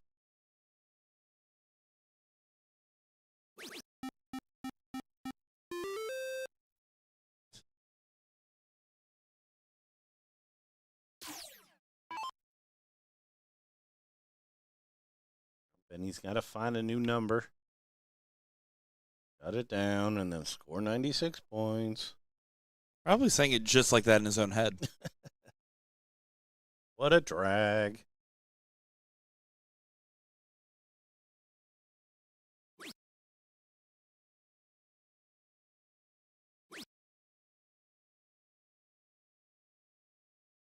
Oh. Whoopsie daisy. Whoopsie Daisy is right. You can see by the face palm reaction, just really upset by it. Well, and I mean, Benny's played enough that can I get away with it? No. I mean, this was against the darts. This was always going to be a tough leg to kind of overturn. Mike hasn't been firing on all cylinders himself. I mean, Benny's still averaging 6 a turn. They get to go first in the next regardless. That guy hates the miss. Hates a miss. Good leg there. Upset alert starting to ding on the gambling book odds right now.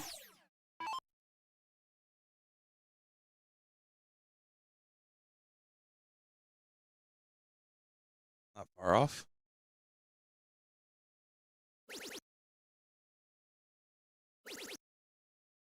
Porterfield does go ahead and find a 9. Rumor has it he also doesn't really like missing that much. Not a fan. He is not a fan.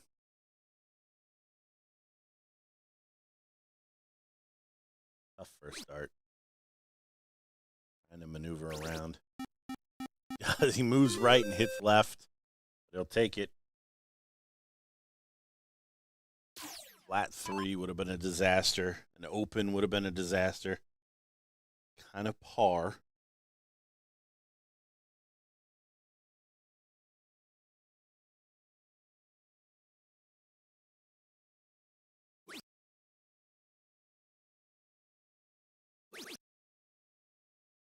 $60 more.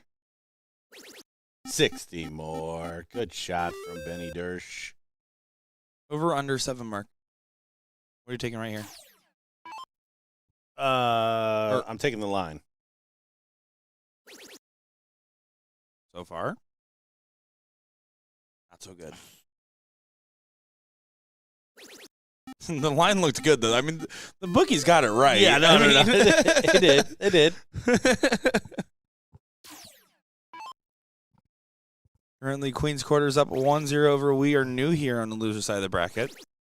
Pretty big implications in that matchup, I would say, for the MVP race. Rings the bell. Big shot. Mike Porterfield averaging 9. Ryan going to be like, bro, I averaged 9 and didn't even win, you big jerk. Yeah, that's how you do that? That's what it takes? Didn't even know.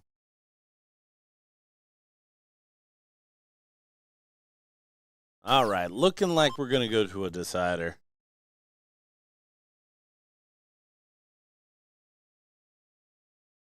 Over on the other side, it is Texas #1 versus Faith and Flights.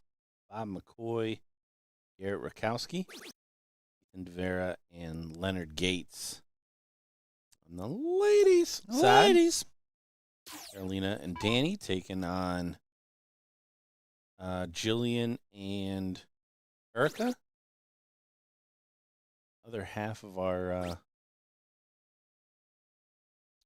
bullpen here, which we can flip over to.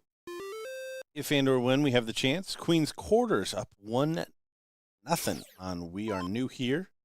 Big MVP implications on that. Yes. And then Legendary Sox and Hot Flash and the Fury. No games completed. They were only called 10 minutes ago. I thought that one was maybe a little longer. The play-in before it had a little bit of a drag, I'm pretty sure. They should be enrolling. Yeah, not enough from Dylan there.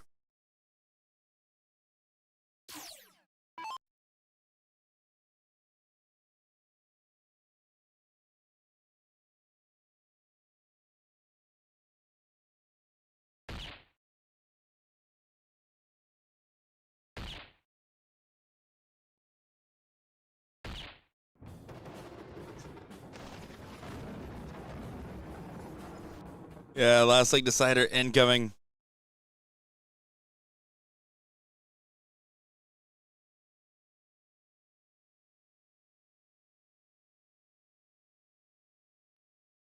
Here comes the Reaper.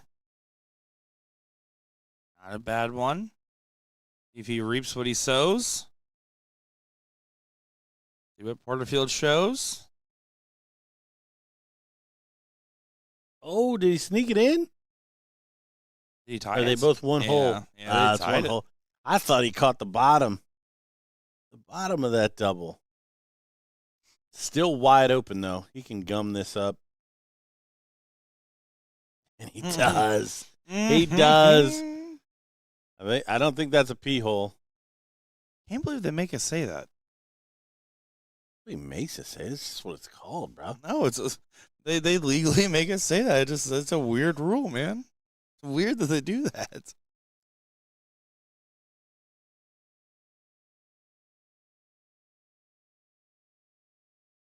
Oh, flight's up.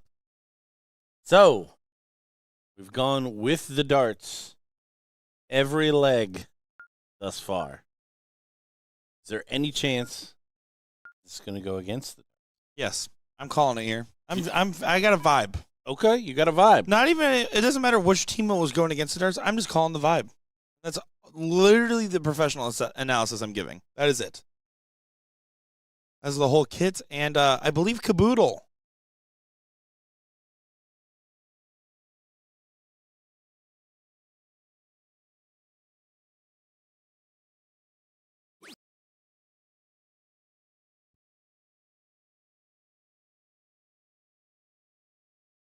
I feel like a genius right now, and feel terrible for my friend Mike Porterfield, aka Nick Teixeira. Why did you do that to him? I didn't know I could.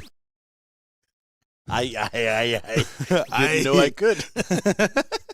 It's only a 4, okay. so One good turn deserves another.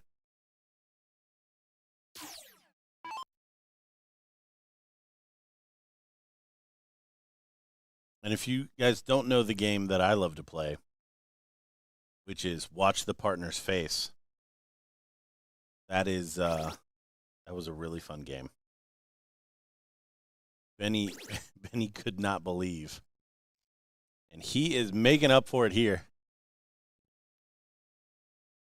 Oh, he's going to the bench.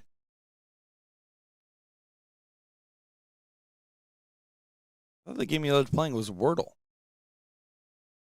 Big Wordle guy. Love a good Wordle.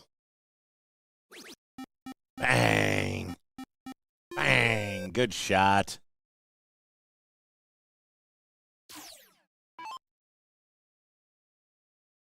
Like Porterfield hitting his 1-1 mark for the day. Oh, my. Good last.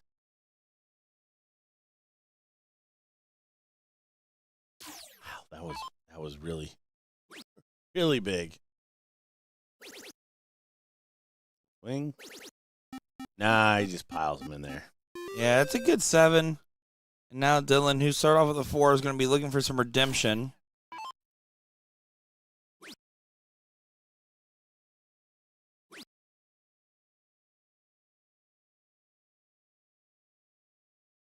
Four, 2. Not the time to do that.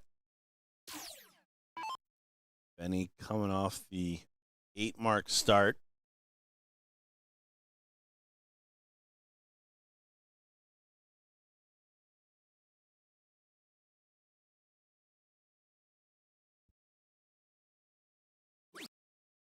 Just going for the 3-mark close. If I get done in 2. But no, we'll take all 3. That's a silver lining here for Jervis. Yeah, we keep saying best case scenario. You called a 1 mark out of Porterfield to start this leg. I did not But say that Porterfield's going to hit a 1 mark at that is any point. brave. I did not say that at any points. Rattles in the treble. 82-point lead.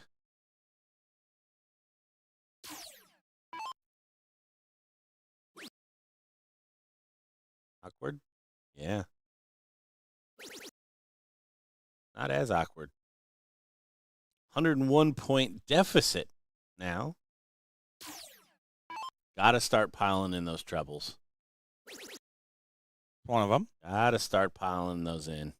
You really wanted a pile and a half, I believe. Nope.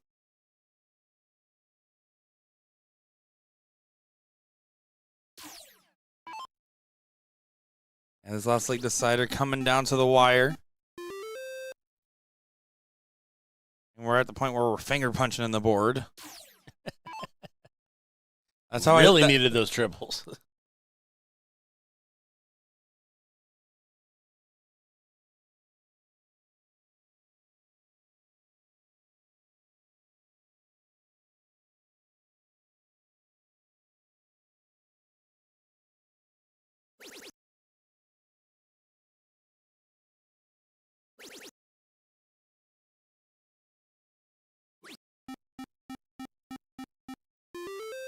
Caroline averages a 5.1 in a winning effort.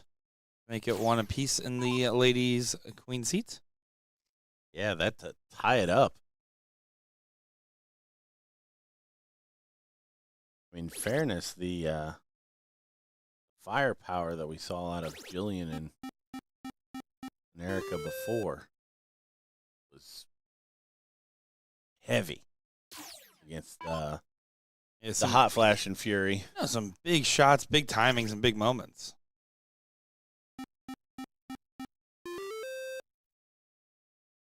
A little light at the end of the tunnel here. Dylan and Ryan.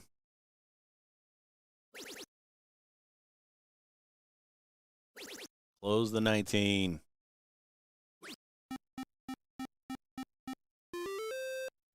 Yeah, fighting 19s against 15s. How many times are you going to get Benny to miss here? Probably not enough.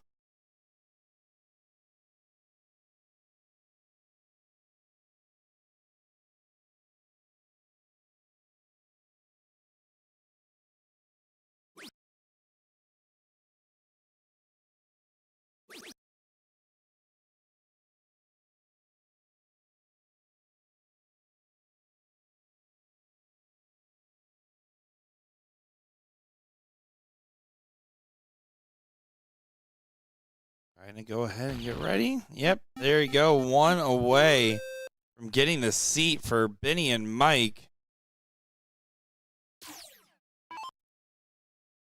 You can already see Randy Van Dersen typing up the post now.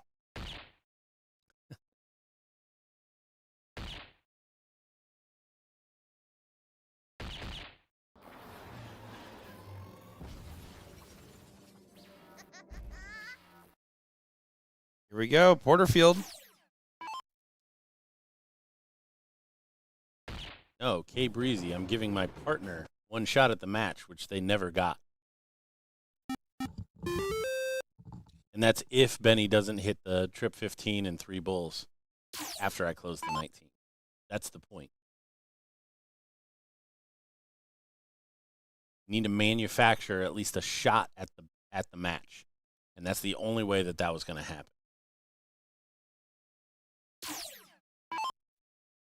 Carolina. 4-5. Danny at a 5-5.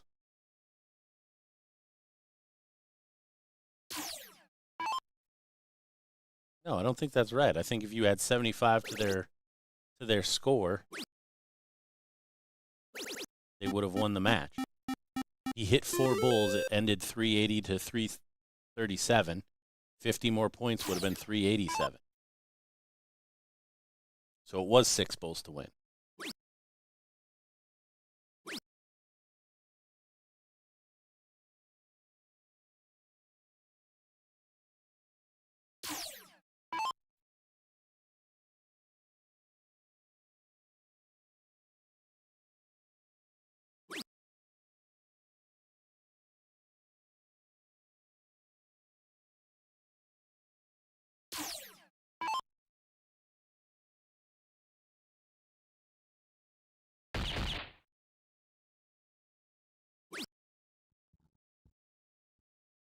Carolina doesn't close it out, but I don't know that Erica can do enough here.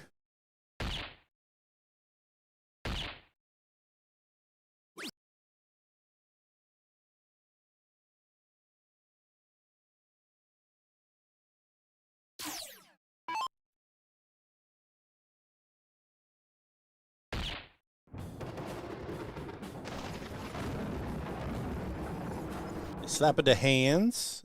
2-1 lead. Carolina and Danny. Yeah, that's a pretty tough performance so far. Over in our open bracket, Faith and Flight's down 1 leg to Texas number 1.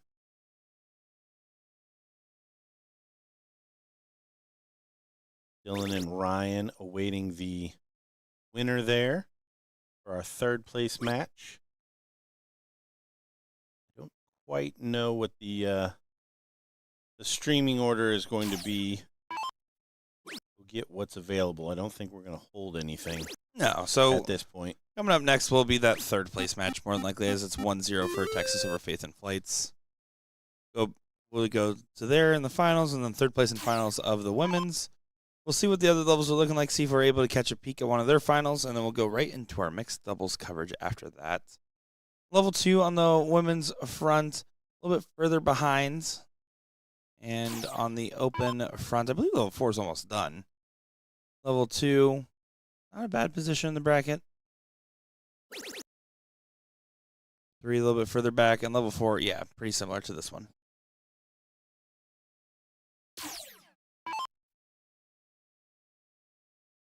You been having fun this year, Gordon? Oh, I'm tipping in the red. That's fair. You can be tipping the red because you've had fun. That is how that works. No, that's what I mean. Like any more, I'd be blowing a gasket. Huh. Don't want you to have too many tacos. Where are we at in my contract? We started at like 11:30 today, so 2.5 hours in. We got time. I got a little bit more time to go. We got time.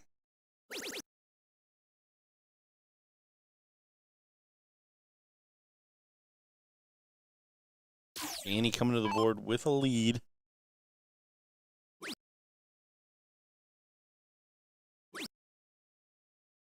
Playing aggressive.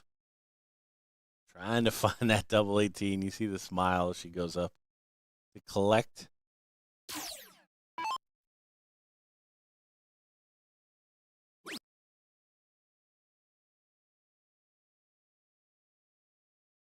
I don't know if it's more noticeable because of where the scoreboard is located in soft tip. The other thing that I notice is like there's a lot of people that like look at the scoreboard after every dart. Yeah, it just becomes a habit. I think a part of that is the sound effects being the same. It's really, sometimes you want to double check, and it's faster to look at the scoreboard than sometimes your eyes adjust to specifically what side of the wire it's on. It'd be easier for some people as well. It's one of those habits where most people don't realize they do it. I mean, you'll see one's intentional versus subliminal, typically. Subconscious, I should say. I just think it's interesting. It doesn't appear to affect focus. I mean, this is literally everybody. I'm not picking on anybody individually. Ooh. Look at this from Danny. Just Just hammering it home. Look at Carolina shaking her head. Like, you are filthy. Nico Kurz joining us on the chat. Nico, it was great seeing you last week. 2 weeks ago.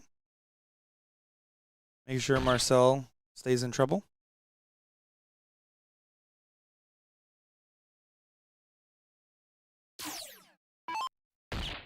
One more bowl for Carolina, the ballerina, to dance on through to a finals appearance.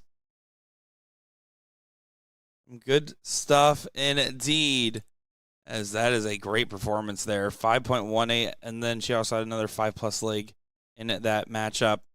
Coming up next will be the 3rd place match of level 1, or in the last leg decider in 93. We're actually going to be able to take a look over at that match. So, Gordon, say something cool and smart, or tell us about math for a second. I got nothing. Happy Memorial Day, everybody. Ram and Maloney went 2-out today. Troy. So that had some serious MVP implications. I think Porterfield probably back in the light as an option, because also J-Rod went out as well.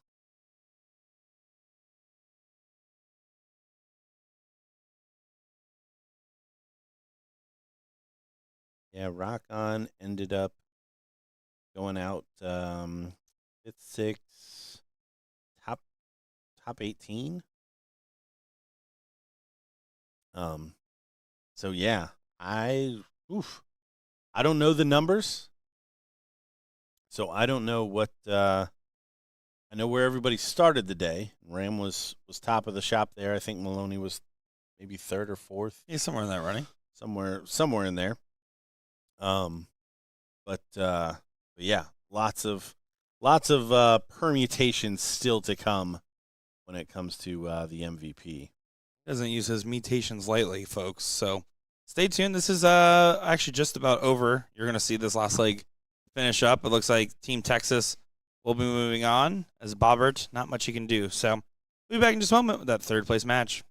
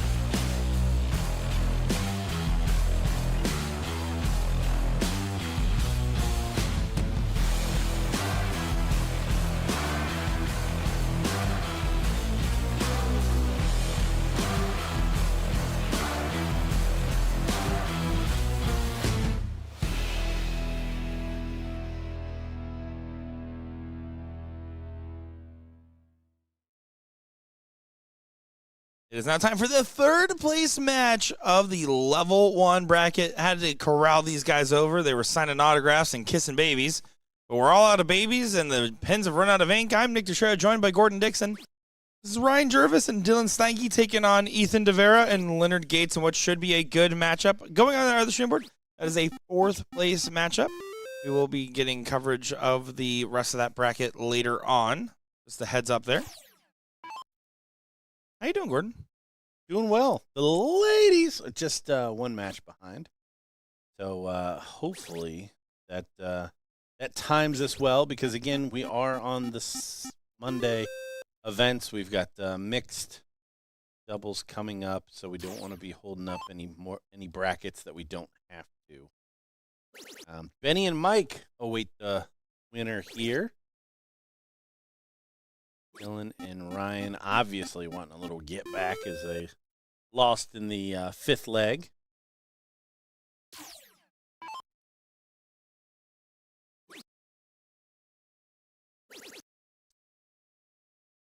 Vanessa, I believe, asking when does Spain play? Maybe they're playing mixed doubles. Maybe one of the other levels. There could be some. That is es posible. That means it's impossible. Axable. No. Fully possible. I think the mixed doubles is about to get underway. Yeah, they have not started that bracket yet. Oh yeah, we can't quite look at the I mean, we can see mixed what's bracket, and I know Esperanza and Marti and Smarlin are both out of their respective brackets. Marlon and Esperanza are going to be playing, though. Yeah. Oh, you can at least see the teams.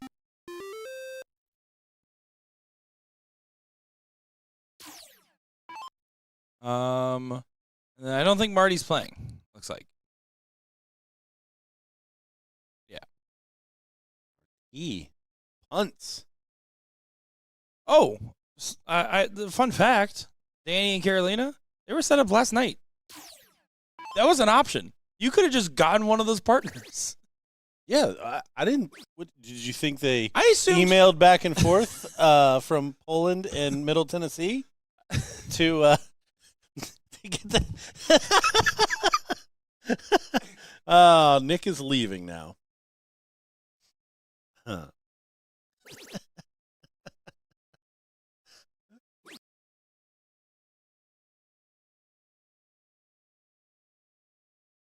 Leonard coming to the board, averaging 8 marks a turn with a 1-point lead. Turns out they did not know each other prior to this week. I just found out. Continue the story. Nope, that was it. Really rained on my parade there, Gordon. No, I'm sure both their eyes lit up when they saw the potential there. Dylan, must have walked up with half a point. Quick little adjustment there. Go upstairs, of course he does. He's been the most aggressive that I think we've seen Today? So far in this event. I'm gonna pick his spot. Big shot there. Only 2 out of 3 now, so this will be Dylan and Ryan's first match at that length.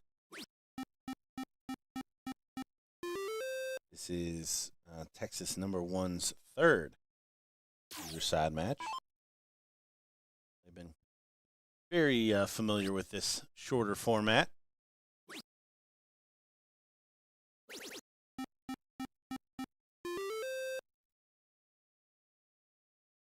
Ooh, and it's also worth noting that I think we saw this. This is the team that put Leonard and Ethan into the losers bracket. So they will certainly be looking for a little get back. And just as I called Dylan the most aggressive, he's up, doesn't take a swing at the 18. Ethan coming off a 9. Oh, and just high for another 9. How aggressive Ryan wants to play it. 96 points. Going to make it close. Let's see a question about the MVP race. And taking a look at the spreadsheet as it's getting updated with placement results in real time. It is a dogfight between Suzanne Young and Abby Spot. Obviously, Abby can earn a lot more points. She's in this third place match right now. But even if she gets first, if she doesn't place in mixed doubles and Young does, well, then all of a sudden it can turn back on its head the other direction. Meredith and Liz are in the running, but they would need some great results together. And again, kind of one of those similar contingency scenarios. I would say that those are definitely the ones taking the charge right now.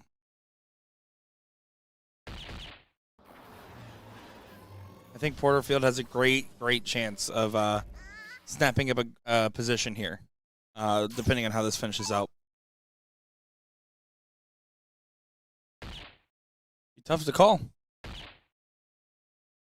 They're back there getting down. Get down, get down. I already missed Will singing. It is weird that they make us sing more when Will's not here. Make up for it. Gordon, take it away. There's a song in my heart. Is there? There is. What is it? The Front Bottoms? I wish I could sing. I don't know if we've ever talked about it, but that's one of the things. Like, I don't know how people that can sing don't just sing all of the time. They do. Yeah, no, it sounds like whales mating when I try to sing. So, Chicaller. not my not my favorite thing, but yeah. Good 9 on the board for Gates to get things rolling to answer back for the 7. Stanky wants a look. Stanky takes a look. Playing it aggressive. Hold on tight. This is going to be one of those quick burn kind of legs. I'm going to kick these people out of my chat.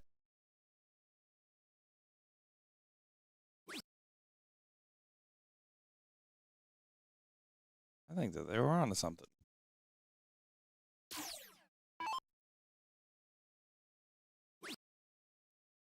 All right, Ryan.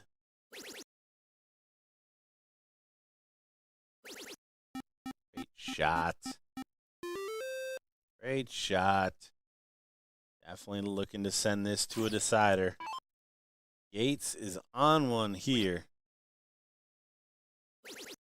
Playing well. Unfortunately, Ethan picking a bad time to not be at the races. So a losing 9. Are we about to see a losing 8? Certainly could happen. Yeah, Ryan Jervis on the bad end of a 9 average loss. Like they're doing a good job staying out in front. Yeah, you knew it wasn't going to last, but perhaps the damage is already done.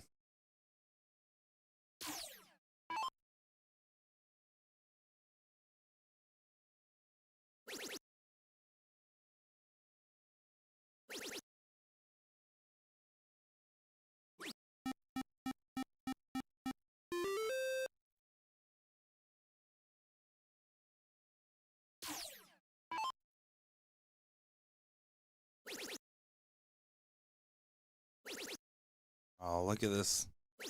Rolling. Might lose with an 8-3-3 instead. As he's trying really hard to make sure they don't lose this leg.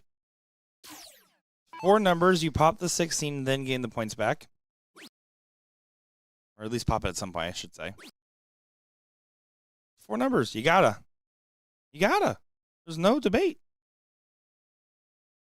Oh, That's why you do it the other way around. Now all of a sudden, Ethan goes up here. He can go ahead. I like the shot as 2 or a 1 close at a number at least, and then back to the points. set up for a white horse, effectively.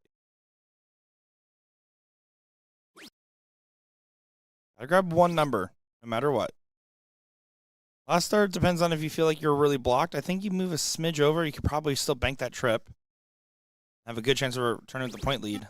That's a good shot. This would be a terrible way to lose.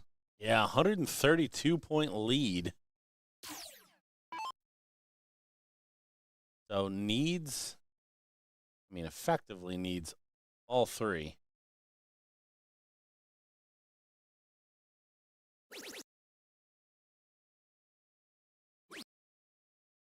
He's still gonna put it on Soldier.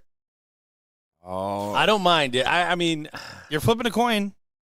I don't mind it. Doesn't take it. When you see the reaction from Ethan. Oh, what do you think about that shot? That's don't interesting. like that shot. It's definitely interesting. I mean, it was well executed. Yeah, I don't know what I. that one was a brain breaker. Okay. I mean, It looks like it's gonna. Yeah, it looks like it's gonna work out. 2 bulls, 3 15s. There's 3 15s. No way. No way. No way. That's how that one finished. Wow. That's one of the most insane finishes to a leg I think we saw. What a blunder. Yeah. Swing and the miss. Soldier not missing a beat there. Oh, well, he's actually missing every beat, but on or off the board there. He is not dancing on beat. I can assure you that much. But yes, the final in level 1 is set.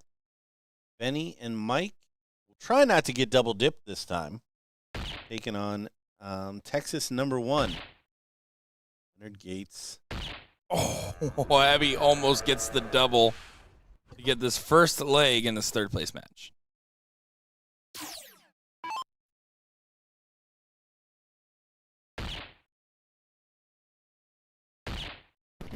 Dremel takes leg number 1. 1-0. They're on the hill. Set up the board. Liz Tynan. Yes, Liz Tynan will get us started. Yesterday's doubles champions. Fighting for their life here. 1-0 down in this 4th place match. The open has been called to the board. And what an opening straight away. This time, and only finding a single mark on that 20.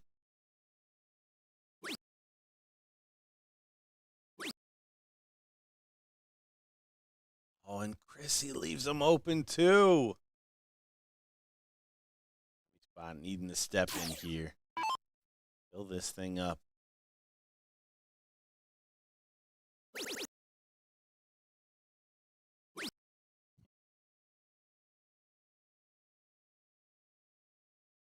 Told you.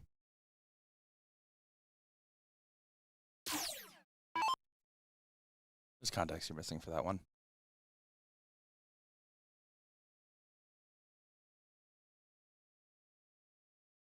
Meredith played through a marathon last night.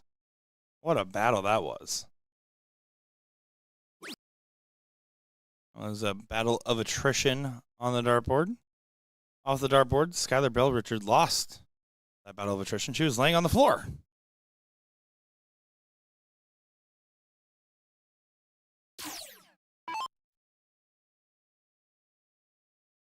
So Liz, by the grace of her partner, is coming back to the board with 20s and 40 points.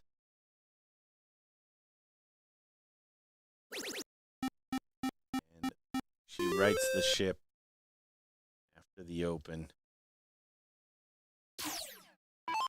And Meredith going to have a time to try to draw this one back. Punts on the 17s, but grabs the 18s.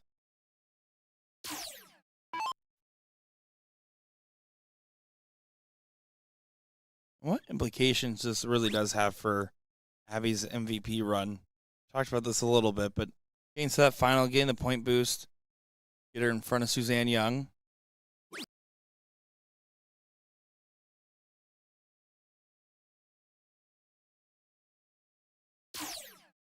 Carolina definitely going to be getting some points on the board as well, so she's not out of the running by any means. We have a bracket yet. We do.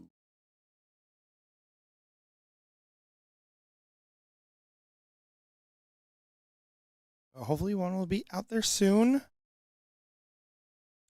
Jillian Phillips and Erica waiting for the winner of this for their chance to head back to the final, taking on Carolina and Danny. Like we've got 3 of the 4 in the hit for the Open Finals. For some reason, that does start before this finishes. We will break over so we can catch the entirety of the Open. Yeah, they're also funneling things through as the other bracket's starting any moment to get all these teams done and dusted. Normally we would try to stagnate. We'll just try to cover both. You know why? Because we're sick with it, Gordon. Exactly. I don't call you a Gordon sick with it Dixon for nothing. High school. It was a while ago. Sorry. Don't know why I said that. When did you graduate high school? 2000. I was 2. So not in high school. Yeah, but yet we were still both wearing diapers. Hey.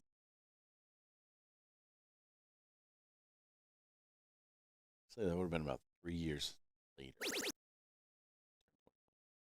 That's when diapers started? Is that what that meant? No further questions, Your Honor. Story for another time. When yesterday said, I have a PG story I want to tell. That was one of the best / worst dad jokes Oh, yeah. I think I've ever heard. One of my favorites, to be honest. Because I like the long, drawn-out format. Happy. I have a non-PG, long, drawn-out one that I'll tell later as well. Okay, perfect. I was wondering if you had one. Oh. Like Meredith just slapped Chrissy's darts out of her hand. After she already has a knee injury. Really trying to get every bit of advantage or disadvantage for their team. She presents her to the board. She's like, no, you go over there.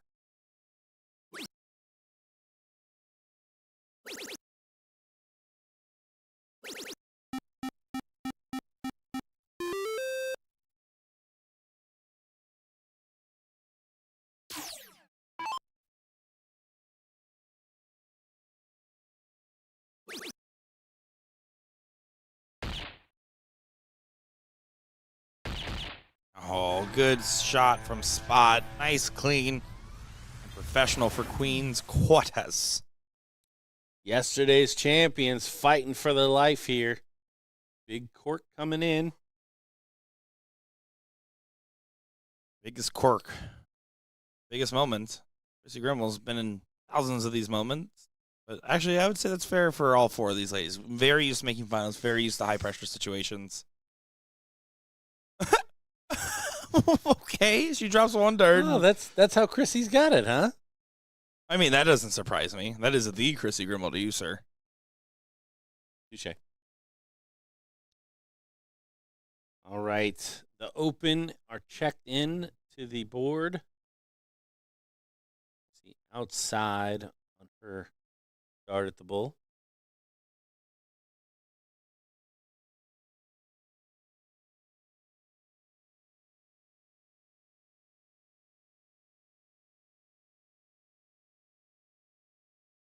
Oh, important dart.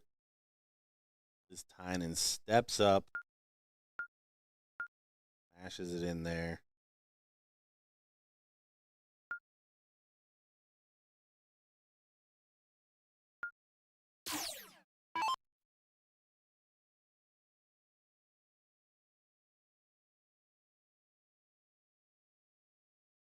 Walking back. Slap of the hands. Gonna get it started. 4 open in the last leg.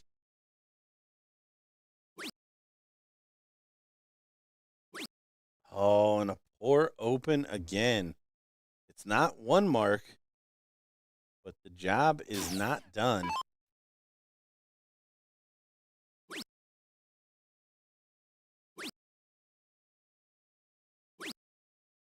Chrissy this time does not return the open favor, but does only find 3.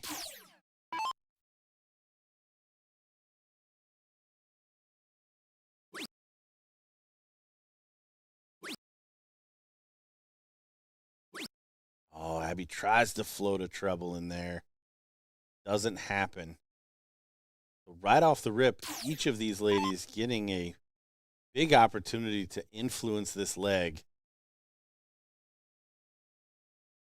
Nobody quite taken full advantage of that yet.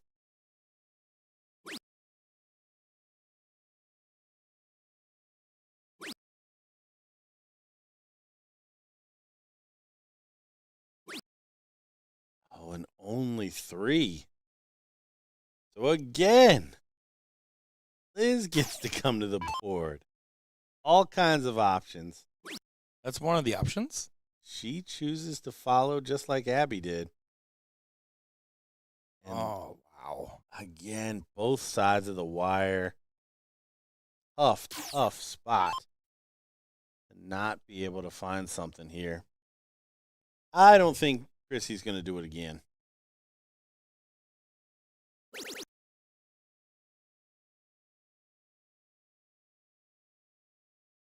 And I was wrong. Now, does Abby think that this is a good spot to follow again, or are we going to see her go to the 17s?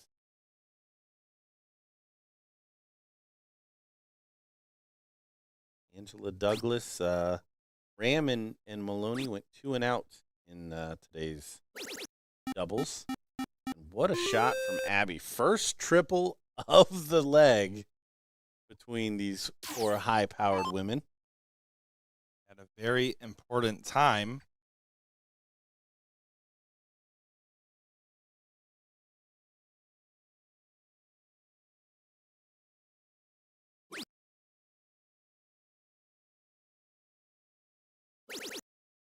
Let's find a trip. Troll's getting regained. Doesn't get the last, though, from Murph. Both teams have a triple now. How about Liz?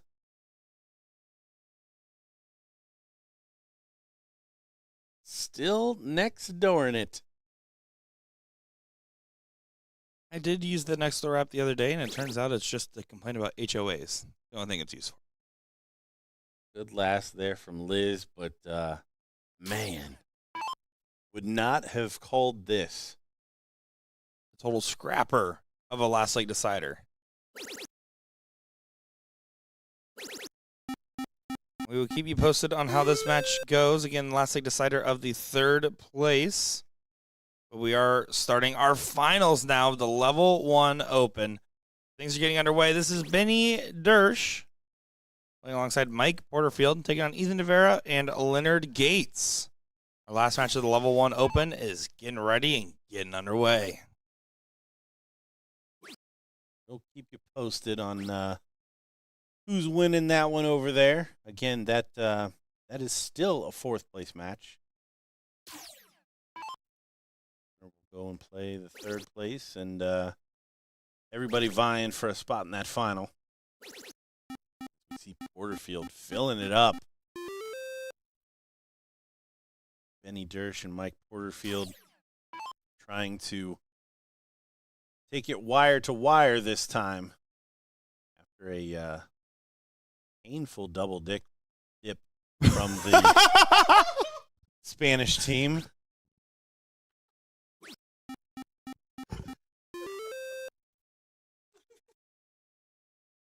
Welcome to YouTube.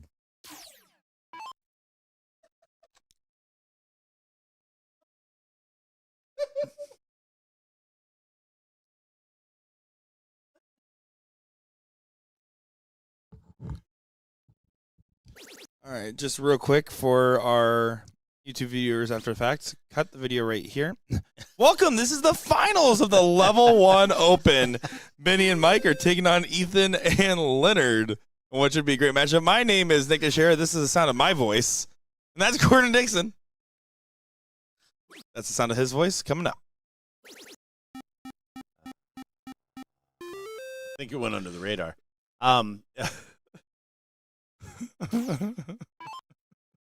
Nobody heard it. Didn't happen. Porterfield moving down to the 17s.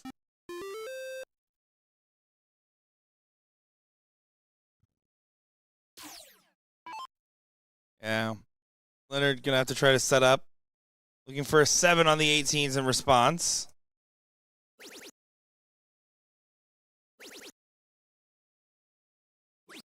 That's exactly what happens. Yep, we got one. We got one in there just to solidify it.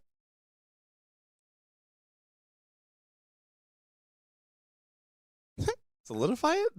That's the terminology we're going to go with there. I don't think I can win from here, so we're just. That's how I felt this whole weekend, Gordon. Here we are. We're just going to keep saying words. This is wins on wins on wins.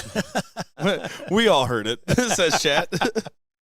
I think the delay was just a second or two longer than expected, and there we go. Yeah, or they were all being super nice, and they're like, are we going to address this? No, yeah, you have to address this. You gotta address this. They've addressed every one of mine. What can I say? Well, man of dexterity. Yeah, you are, man. Yeah, you are. Well, that's a big 9 from Ethan. Porterfield pushed over to the 16s. And does answer back with one of his own. A little bit of swagger on it. Mike Porterfield does look like the kind of guy that would still use the word swag, referring to coolness in the year of 2026. Resting, still no bracket.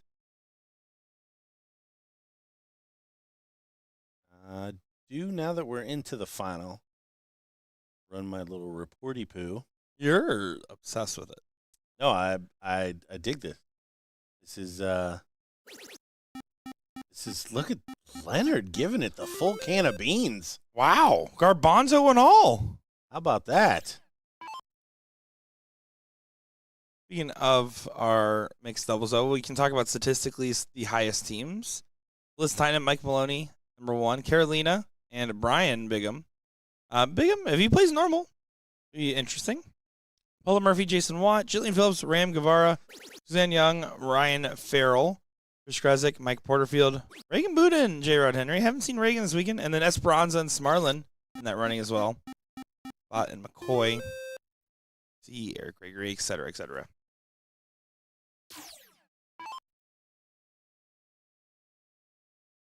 Yeah, no surprise on the open side. That finish from Ethan. 15 and 3 bulls. Take the first leg. Benny and Mike, 2 and 3 in averages. Leonard Gates and Ethan, 1 and 11. So there's not a whole lot of difference. Maybe a quarter of a mark between all of them as far as averages are concerned. So no doubt got a really good pairing here for this final. The ladies are still mid-match or mid-leg. Mitch, I don't know what Mitch had to do with it. Gordon, it's okay, man. I miss your son, too.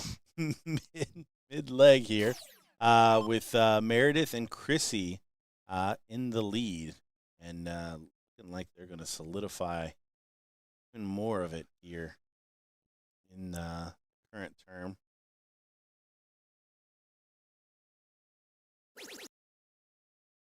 Is Tynan still struggling? 2-5 in the decider over there. So that's a big 9 from Benny. 9 and a 7 to get things rolling.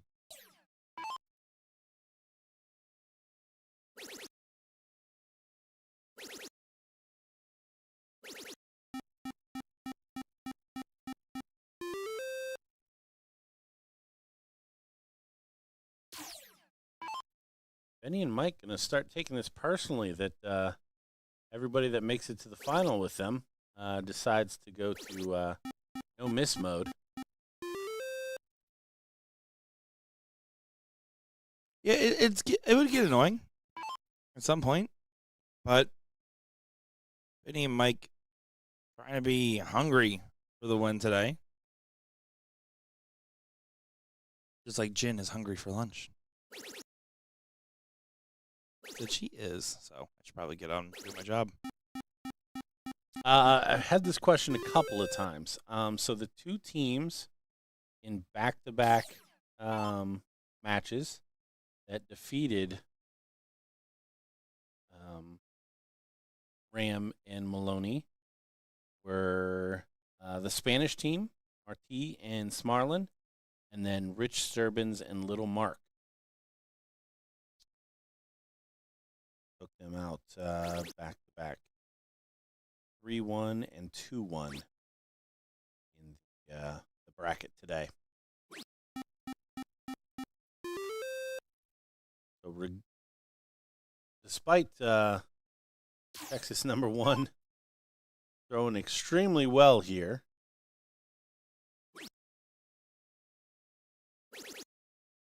looking like this one's going to go one apiece, barring a big fall down. Would be a big fall down if it happens. I don't think it's going to happen. They're playing pretty indomitable. I say that word funny and shouldn't have attempted it there. I understood it, Gordon.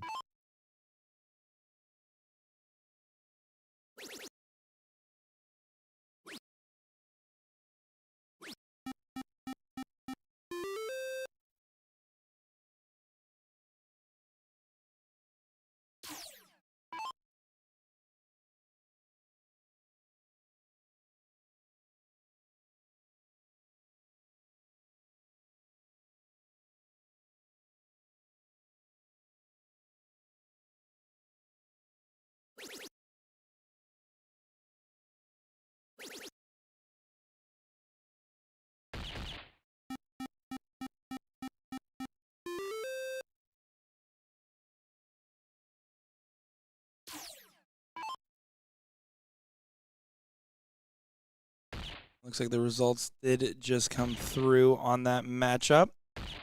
And Queen's Quarters knocked down and out. So, again, an interesting implication there on the MVP race.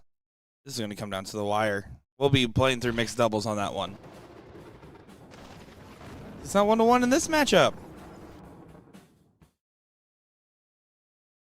Yeah, just to give you an idea, the standard Ram averaged 4.63 in their 7 legs. And Mike averaged a 3.86. So well below their averages overall.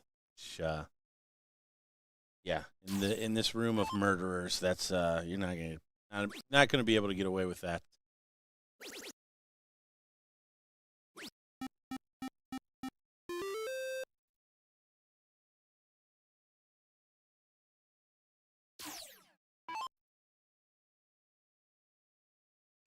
Texas 1 looking to go 2-1 up here. First set, Betty and Mike are the king seat holders in this bracket. They will need to be double dipped. I'm going to stop saying D words. Didn't work out for me last time.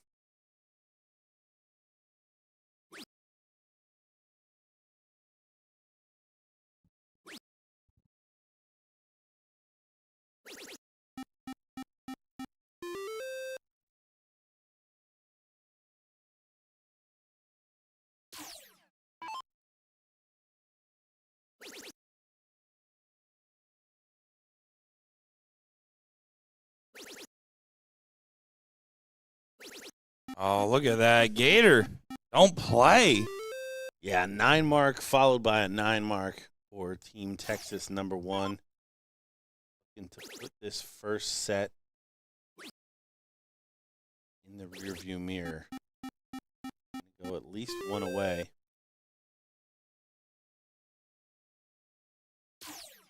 Ethan, the closest on the weekend for the perfect game. Only because J-Rod does not shoot an open. That leaves him a chance at the perfect game.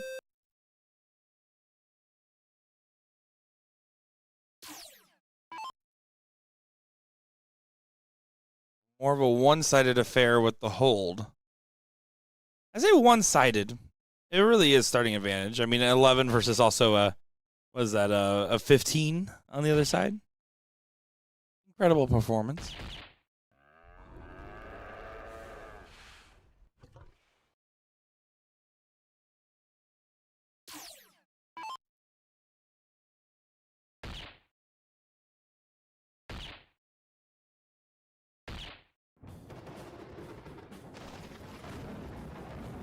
Yeah, good stuff there for Texas 1. Say, we won one. And another one. Porterfield itching at the line. All right. To try to take this first set to a decider.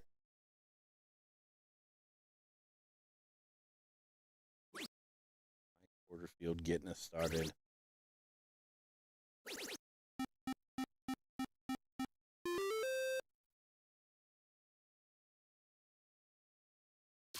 I hear some overhead announcements. Perhaps we've got a mixed doubles bracket to gander at. Almost. Nope. Potentially.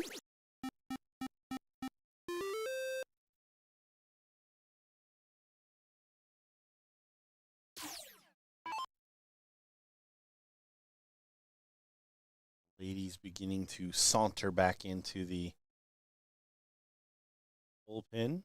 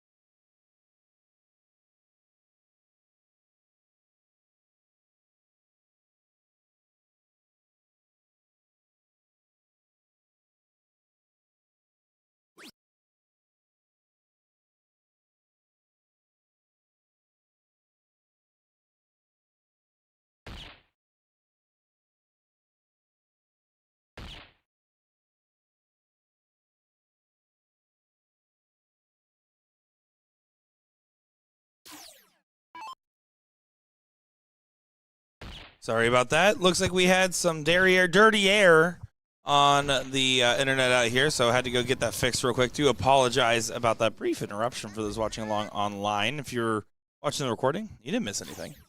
Welcome back. Gotta grab the one bull, Porterfield.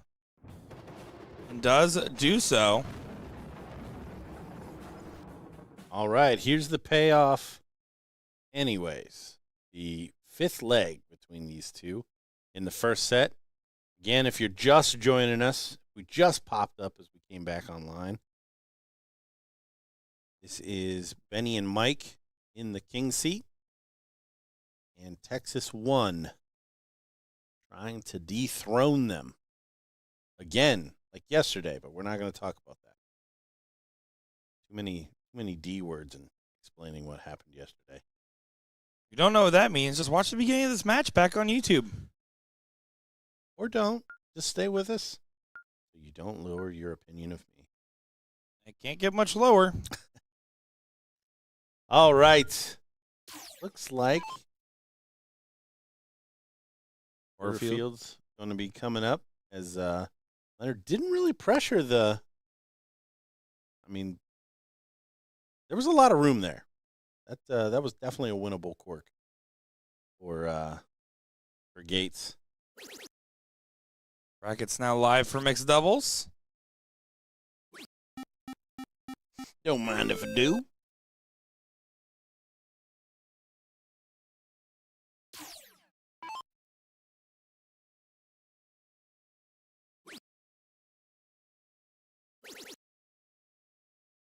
we go, Leonard Gates.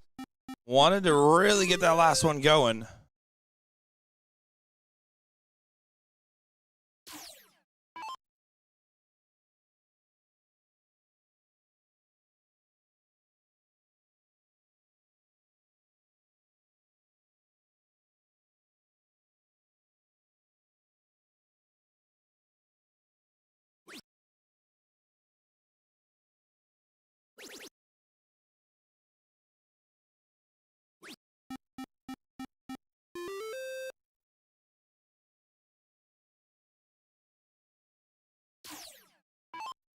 All right, we got mixed doubles up.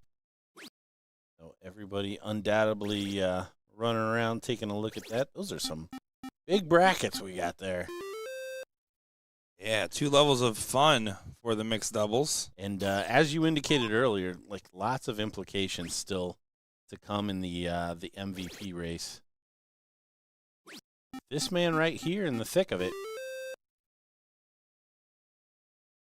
Now, my curiosity says, what's the toughest team in level 2? Right? Who's the one player that slid down with someone that might have a slightly lower, higher average?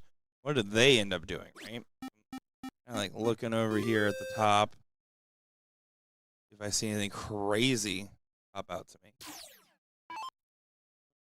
On Washington had a pretty decent run. Saw her do well. Interesting. I'm playing with Joel Guzman. Is it Guzman or Guzman? I said what I said. Fair enough. Rico Cash, Jennifer Miller. Your attendance award winners, Jasmine Clark and Billy Gregory. Oh, Olivia Adams. She played well last night. She was part of that almost double dip scenario, playing with Andrew Coleman. That's Coleman. Darcy Tillman, playing with Cody Pittman. Darcy, the singles winner yesterday for level 2 women's. Ethan trying to close out that 20.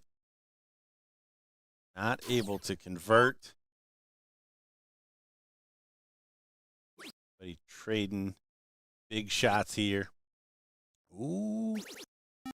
Does find it, but another opening. Number 1 average on the day here. Leonard Gates stepping up. How aggressive he's going to play it.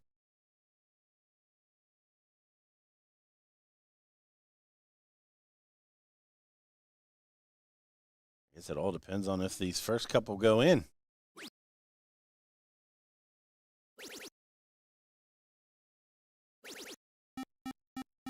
They Stays for 7. Yeah, it's a good stay at that. This is going to be pressure on you. I don't think I want this to go to a second set if I'm Benny and Mike, just because Texas has really been the type to rally. Yeah, they've come up in some pretty big spots. Yeah. Ladies level 1 still lingering there on board 90. No legs completed. They're just getting going. And he did just throw red, white, and blue again. So Redmond, so far, it is true. We'll keep an eye on the statistics of the flight color order. Oh, and he flights out on the 3rd dart. Big opening. Benny, Mike Porterfield looking to close it out here.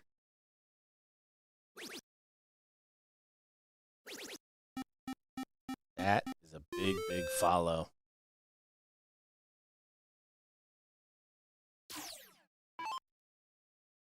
Leonard looking to follow his 7.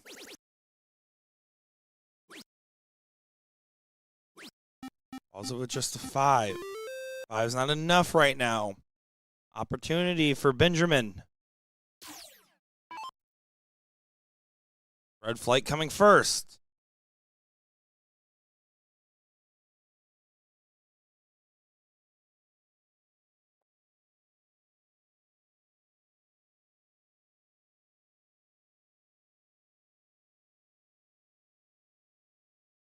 This is a true 20. Over to the 18s. I'd stay.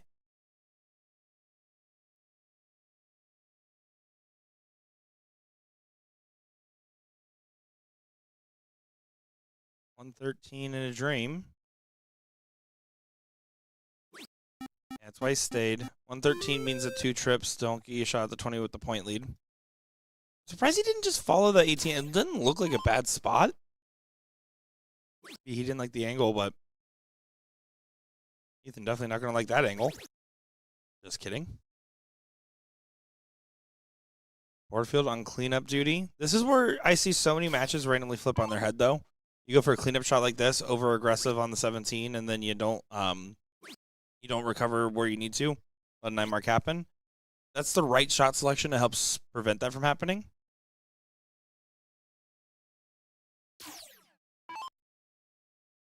Yeah, the only thing that stinks about that is, like, you walk up there with a single mindset. Like, I only need to hit a single 18. And sometimes, I mean, as we just saw there, all he finds on the 20 as well. And this is where discipline matters. I love staying for 6 at the 20. I love it in a last leg decider. I love it when I have the seats. Make them do the work. Yeah, and there, I mean, after I've got 4 17s, I'm going to try to take the 20. I know it's you need to knock them off, or you're never going to get a shot. The consistency that these guys are playing, they're going to continually keep you 80, 100 points plus you have to pick a new number. That was such high risk. That last start, if it since it went, is massive. If it doesn't, it left a 9. The gamble pays off. Ursha is able to find the airstrip, land the Benny jet. If you don't throw the flights in the correct order, you're more likely French or not hitting. Talking about the red, white, and blue flights. Patrick McLeavy on one today. That's all right. I mean, you're still not in a great spot. 121 points down. You can't close and have the point lead. But yeah, you reel back 80. Kind of, so what? Benny stays and hit until he hits 2 treble 20s. or puts it out to where Ethan can't make the swing. I just think there's been plenty of opportunities where the third dart has gone in for score that they could have at least changed the luck on this. What a spot for Benny to start on the 16s. What a spot for him to find the last trip 20. I always say it, like, if you know you got a trip 20 in your pocket, that's fine.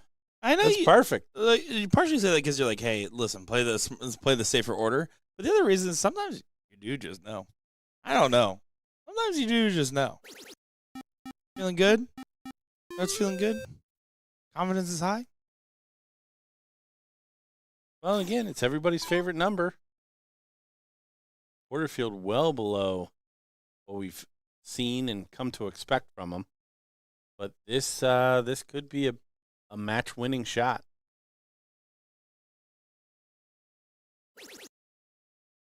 Just going to do it? Is he just going to do it?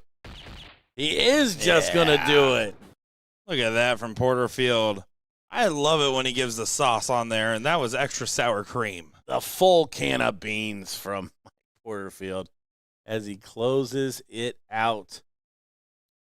So they do one better today as we flip back over to the ladies. Just look at that celebration there. Just big hug from Benny. They're still celebrating. Look at them go. First time since you were in high school. And that was 10 years. Benny did that. Benny needs to clip that audio and add it to this recap. All I know is Porterfield needed to get that hat back on. I don't know what that helmet was he had underneath there, but he's got I think mullets are in. I don't know what that was.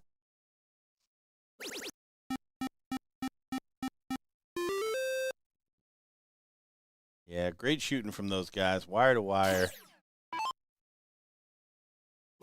Probably reflect, and I think they should have had both doubles this weekend, but came through some pretty big challenges today. A fifth leg in the seat match, and then a fifth leg in the decider. Heck, they had a fifth leg, I believe, against Bob McCoy and Garrett Rukowski in the top 8. Maybe the semifinal. Anyways, here come the ladies. Running out their bracket. Hot Flash and the Fury up 1-0 in this one. Booby Trap trying to even it up at 1 apiece with the start here. Abby's spot with her finish does put her slightly ahead of Suzanne Young right now in this MVP race, by the way. Important to note. And that with Porterfield should be enough to get him right back towards the top of the table. We'll be close. Leave that from the math real quick.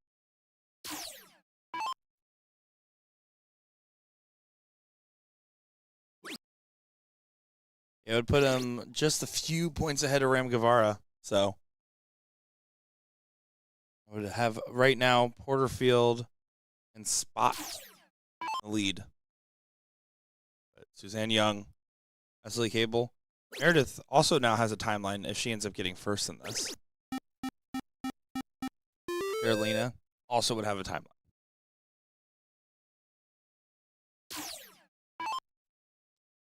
Pretty crazy.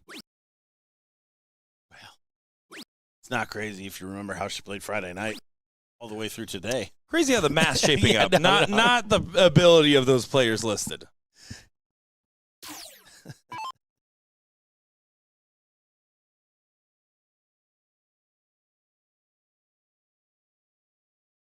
Couple of options here for Murph. Does have a swing if she finds the first couple of trebles. Just going high.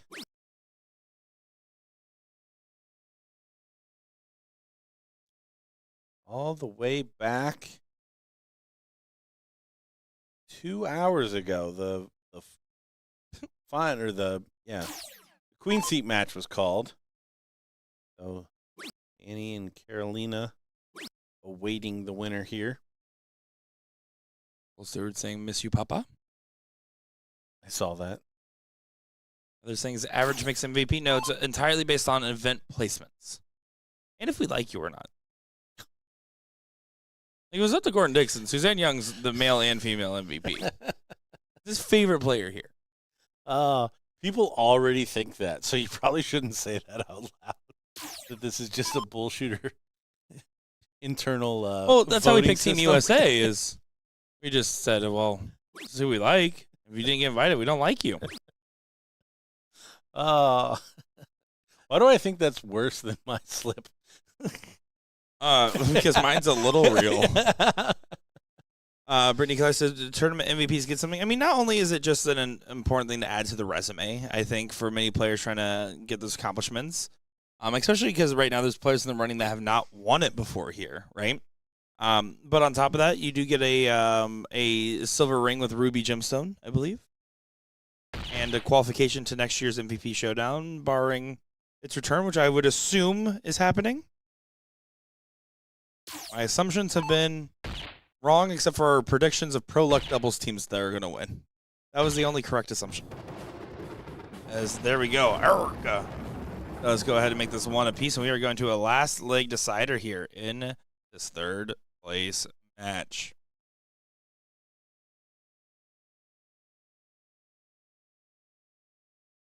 Next double should be getting underway soon. Brackets are drawn. I can't believe that they put Jen Mounts in the bracket. How about that? Gordon, if right now you and Jen were in this event, let's say you got thrown into level 1 mixed doubles, where would you place in this 128 size bracket? Like me walking straight from here out to there. Let's say you got an hour. I'll give you an hour. I'll give you an hour warm up. You give me a Jack Fire and 2 neutrals, and I like our chances against anyone in the room. I want a number. I want a prediction. Like an honest self-evaluation of you and Jen. Well, here's my disadvantage. I don't know the level that Jen's playing with right now. Like I just she's in the videos. I know that that I've been playing okay. You're like looking around at all the teams on the bracket right now. Yeah, we're getting some analysis here from Gordon Dixon. No.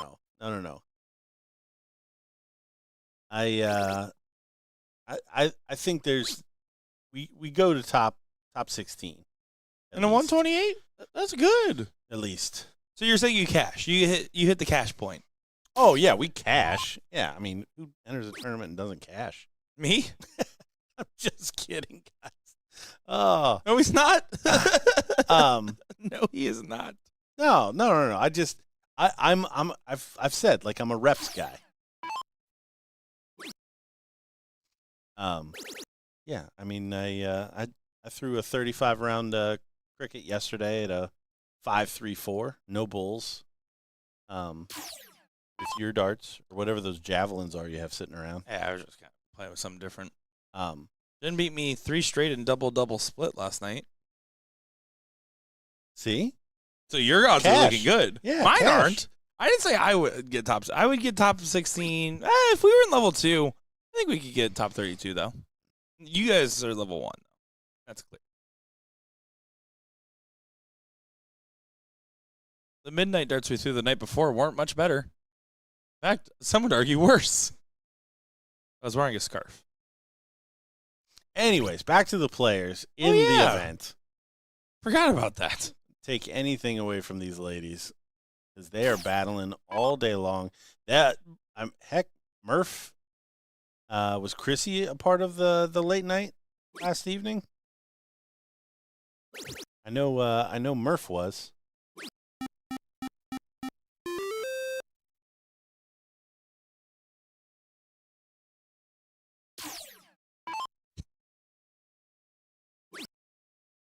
So yeah, you sent old Grandpa to bed at about 11, and then guys played till almost 3.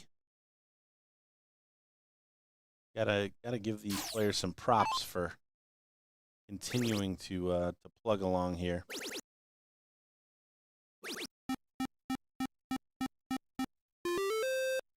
Mark for Erica. Wow.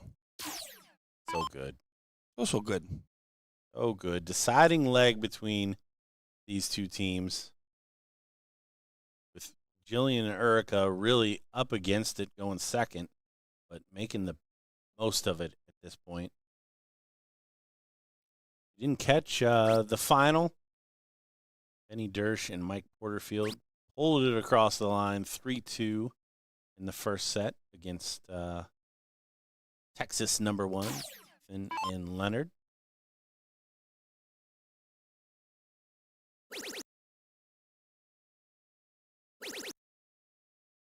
You want to shout out level 2 finals taking place?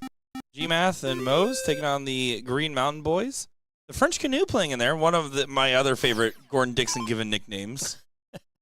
Incredible work, as always. So congratulations to them and good luck in that finals. Level 4 finals underway, taking place. Doubles 1 and 2 stoned currently taking on. And then in women's level 2, currently in the 5th, 6th, and same thing for the level 3 open brackets. They continue along. Yeah, French Canoe, some of your most brilliant. He goes by it. He now sends me croissant emojis. Nuh-uh. I swear, pinky.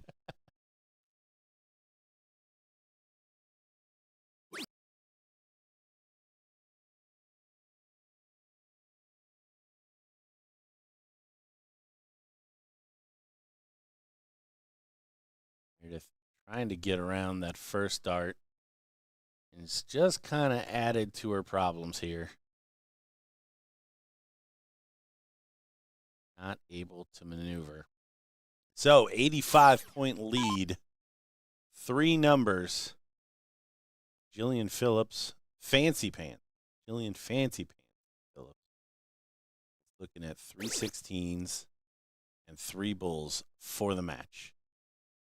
And a spot in our final. Doesn't get the bulls, but does get what she needs there on that turn. Chrissy and Murph be falling short. Again, kind of makes this implications interesting as far as, Murph starting to get some points into the consideration, and got Carolina sitting over there.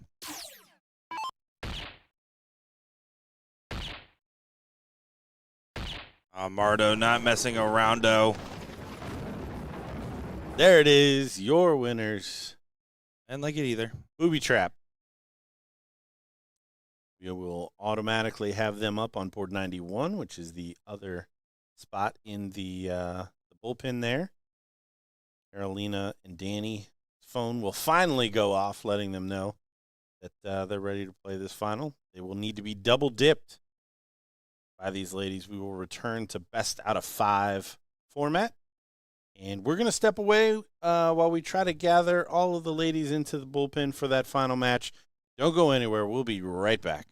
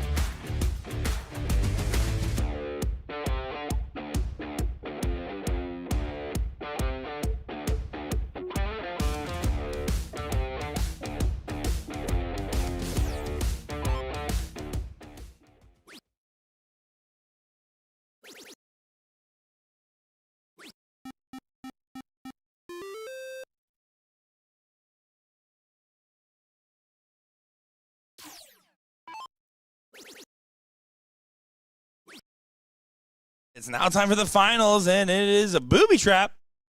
Erica Mardo and Jillian Phillips taking on Danny Warmack and Carolina Ratajski. I'm Nick DeShare, joined by Gordon Dixon. This will be our last match of the doubles coverage. Maybe we'll get that level 3 open final. There's a chance of that. We will see how this one will play out.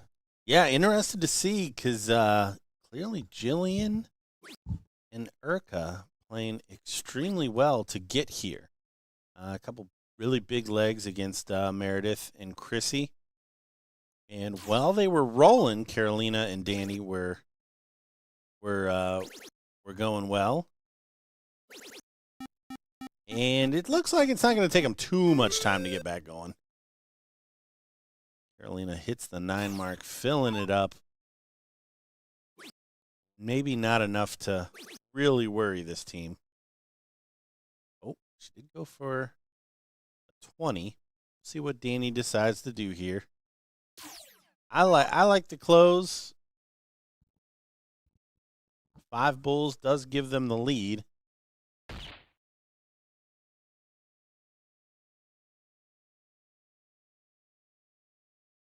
Only finds 1, so probably going to get finished here. 3 bulls needed. Oh, they've spoke too soon. Jillian pulls the parachute, grabs another 20. Same scenario.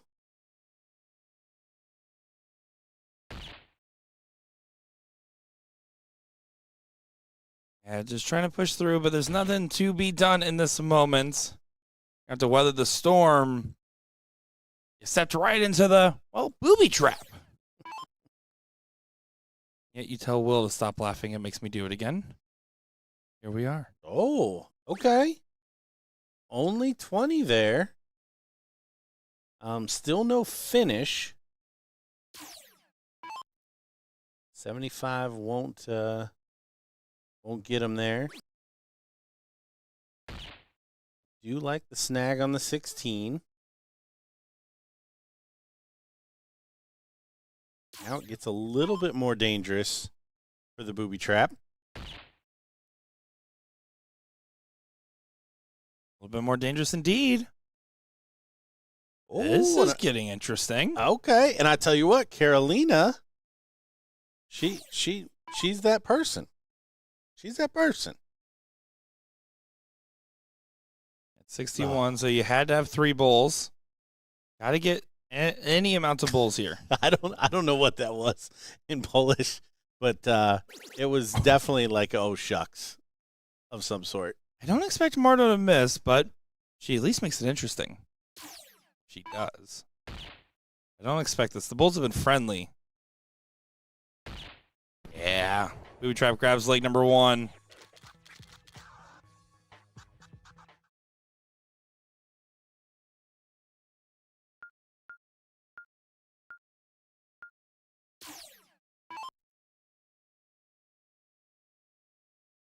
Carolina to get us started. Again, that is our queen seat holders here. Trap needs to win 2 sets straight. We do go to a second step. Second set. We will play the winners format again. So it's best out of 5, best out of 5.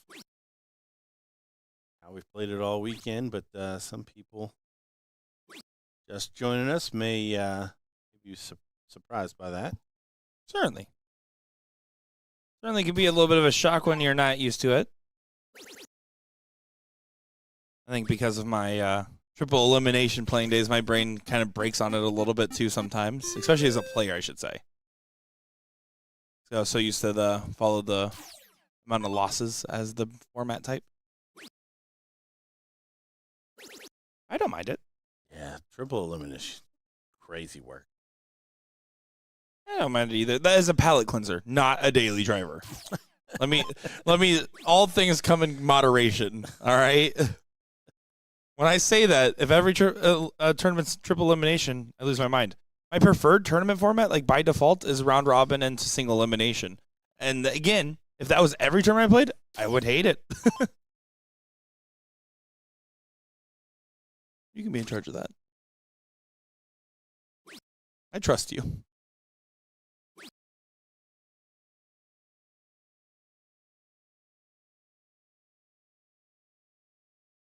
All right, looking to tie it up. Danny averaging 7 here. And Carolina doing well to play as a pair. As Carolina had a good last leg, Danny not quite where we've seen her.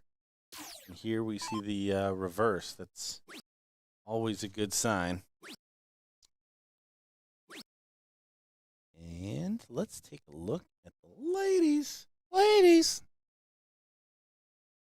Report.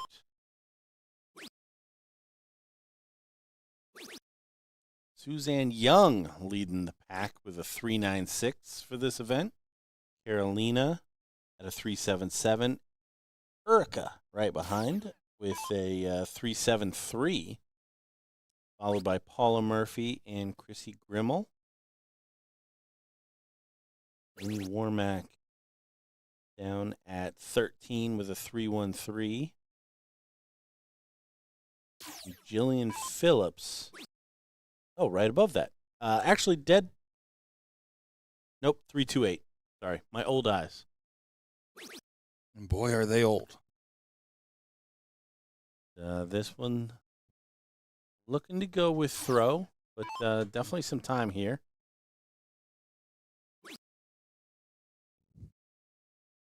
Chat is worried about Gates back there. He's just resetting as an athlete. He's got another event to play. Yeah, and if he has a bye, I would be sleeping too. Let's see.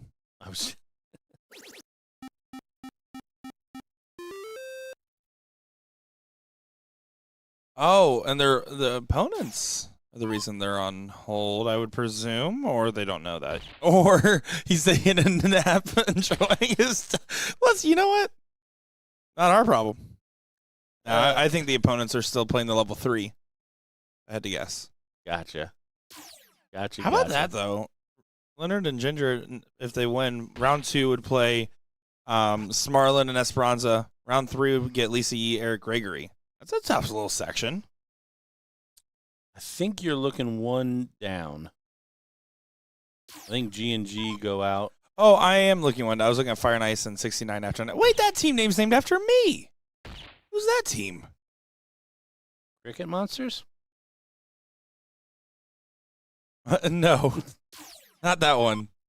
Well, there was a missay from me in PA that got clipped out. Well, that's never happened to me. Oh, it will. Oh, Carolina not closing it out, but I don't think there's enough that Jillian can do here to really turn this leg around just yet.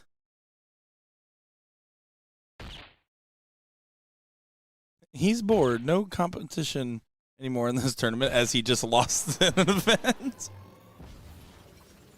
It's a true fan right there. I like it. Ride or die. Ride or die. G&G is the team name for Leonard in the triples. There's a burger in there if you want a burger real quick.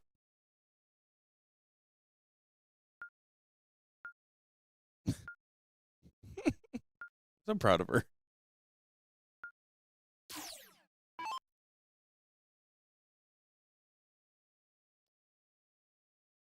Leg number 3, Jillian Phillips to get us started. Annie and Carolina trying not to fall into the booby trap this time.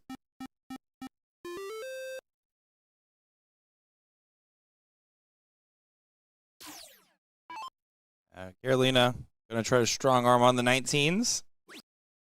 And is one strong arm.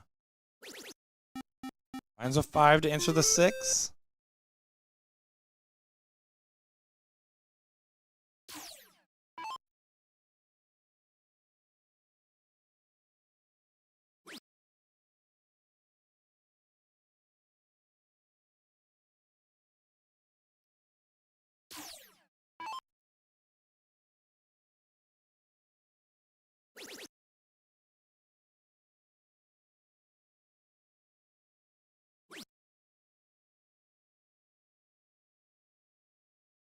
4 mark there from Danny.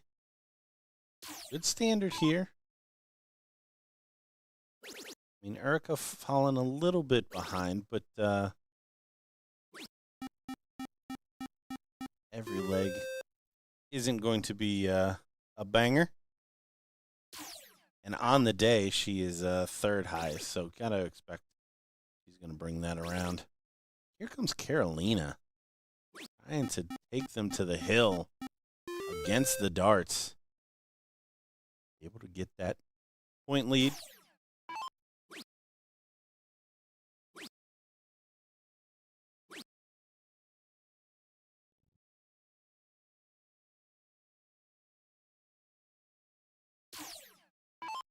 Danny trying to follow and support her partner. Awkward spot. But does find it on the last. That's a good dart from Warmack. Yeah, I've talked about it a couple of times. The intentionality of the throw of Danny is awesome. It's something that I constantly have to remind myself to throw harder. I tend to try to place the darts at times.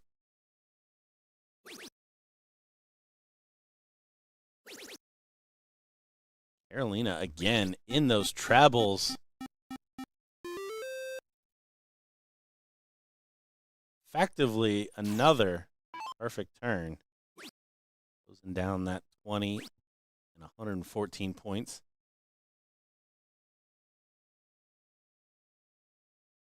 Yeah, this is a good position, though. A good rally that we're really seeing. Contesting the X here is massive. Not a bad dart. You commit. Yeah, see, that's tough on this last because getting that X is monumental gains. Getting a single, though, does leave your 19s at risk.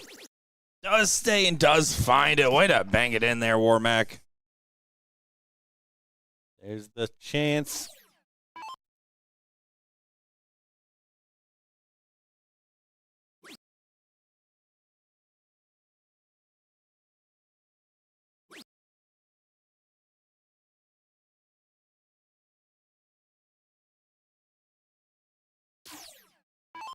Carolina on one here in this leg.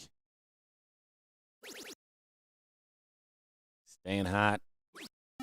Oh, doesn't find the trip 15, but damage done. 112-point deficit for Erica, who, again, just having a bad leg. Not the end of the world, though. This loser starts. So even if they do lose this one, they'll get to start the next to try to send us to a decider.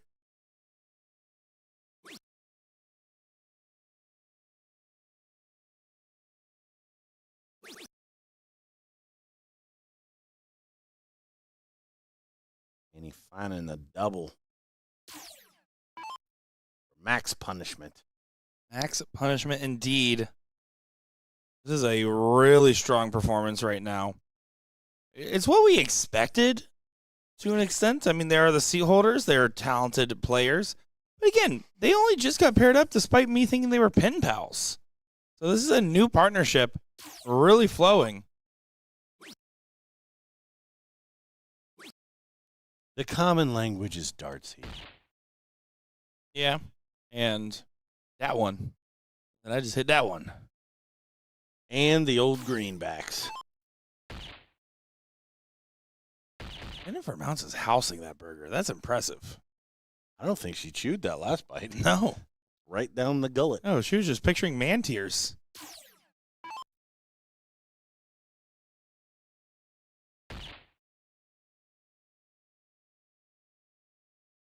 Another bowl. There it is. 2-1.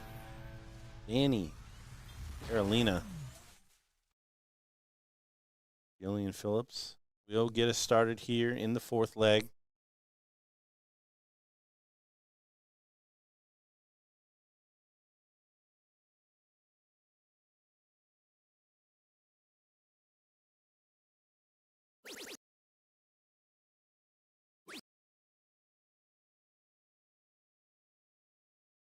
A 4 mark on the open. Will that be enough? It doesn't feel like it at the moment. Not a bad start.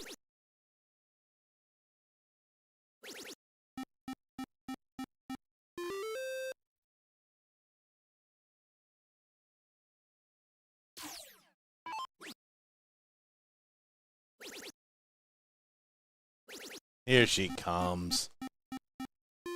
Knew it was just a matter of time. She wasn't going to be down for multiple legs in a row.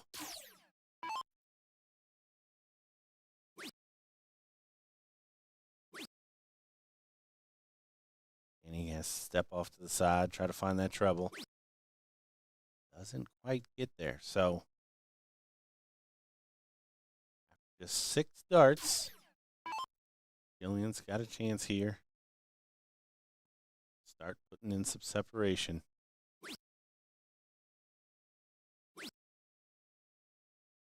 Lucky to find 2, to be honest. That third dart going low into the skinny single.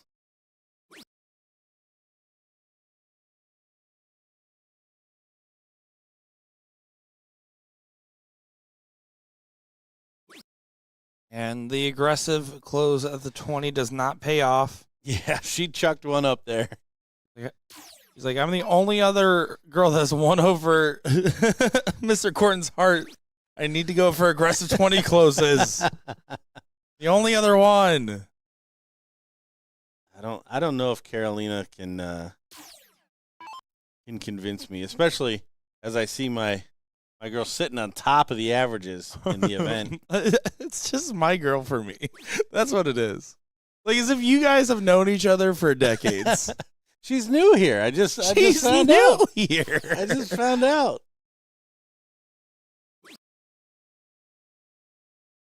Yeah, there's no more like last year flying under the radar in the open events. Good last there from Jillian Phillips. Shutting down the 18s. Carolina can hit anything, but I do think she likes the bottom of the board.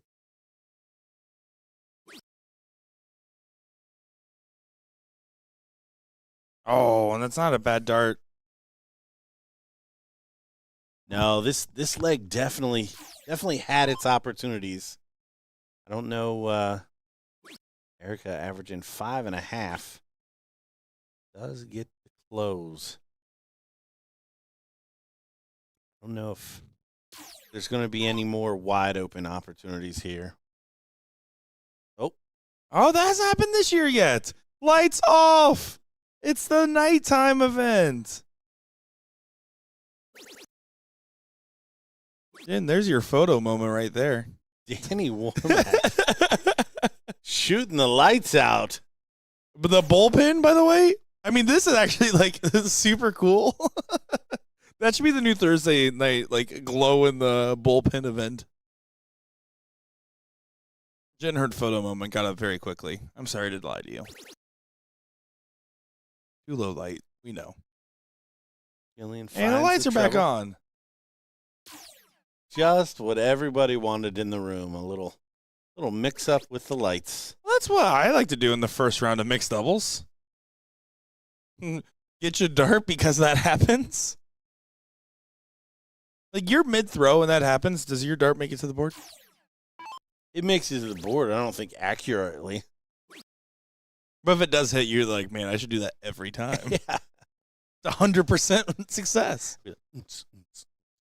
Like to go on and off. The closest you've gotten to singing. I'll take it.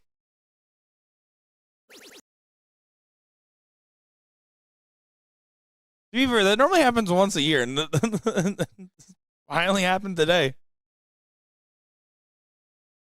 What is the reason? Is it like does someone kick something? I mean, they got it. Last year relatively quickly. Last year was like a breaker thing. I know that much. This year, I can tell you, someone probably just hit something. It's a very specific switch, though. You'd have to think. Chat thinks it was to try to help Soldier get his nap.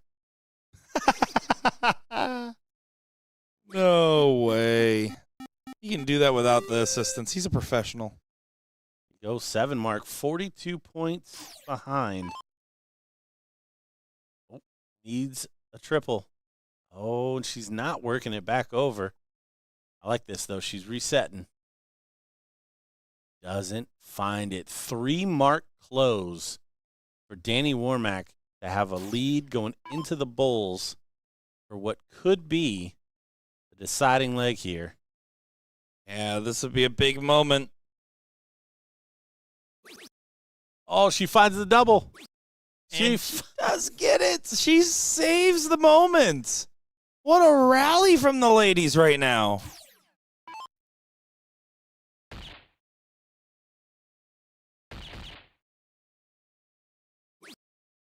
Look at Jillian. Great comeback. Putting Carolina on 3 bulls to take the win. She's going to have to do it with a double. She finds the double, needs one more. And there it is. Carolina Ratajski and Danny Warmack are your champions in the Level 1 Ladies Doubles cricket event here in Chicago.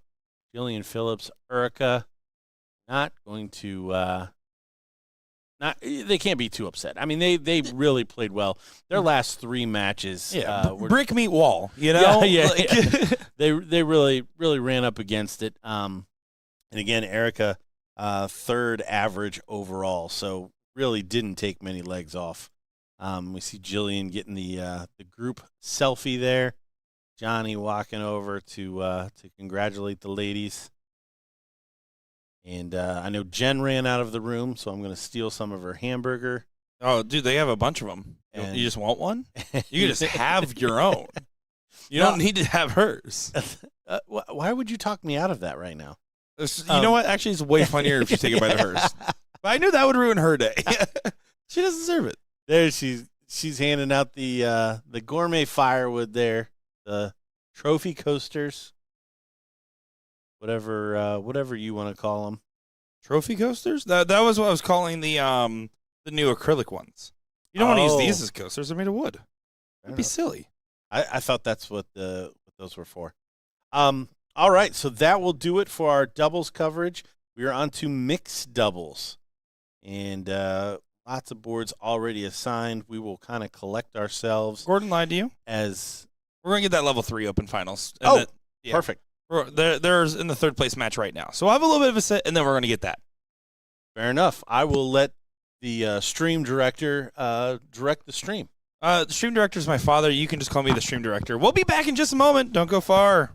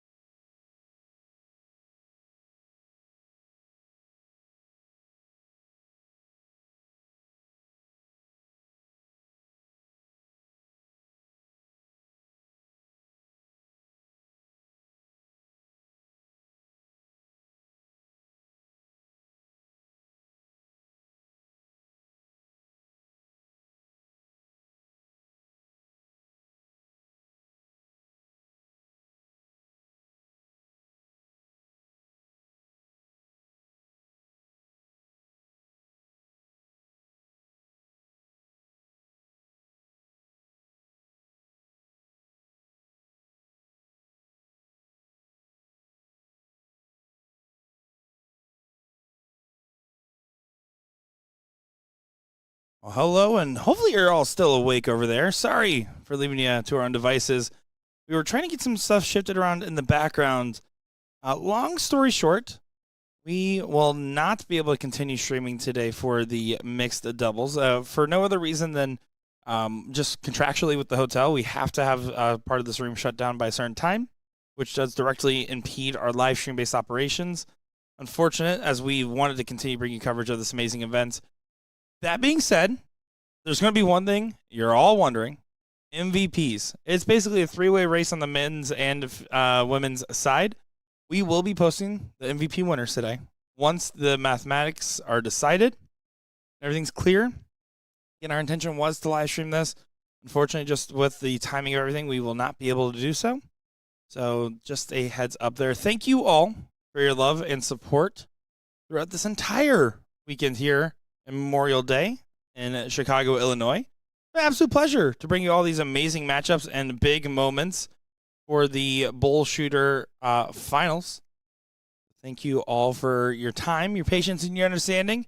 We'll keep you posted on the social media front about results as they come in. I did get a question of who's the three. It's not three-way tie. It's a point-based system. It's just they're all still in this event. Abby Spot, Suzanne Young, and Carolina Ratajski all have a chance to be the MVP. Outside opportunity for potentially Liz Tynan. Mike Porterfield, Ram Guevara, and Ethan DeVera all have a chance at the men's MVP. There's a couple of other contingency scenarios with how our point-based system works, which, by the way, guys, I'm really excited. We're going to be talking a lot more about that going into the next tour because this is now a clear mathematic formula. You can know exactly you could do the math yourself type of scenario. So we want you guys to start understanding the MVP system and refine it even more. We'll keep you updated. Unfortunately, just not going to be able to get the mixed doubles on, but doesn't take away from what has been a great 40th finals here at the Hyatt Regency O'Hare.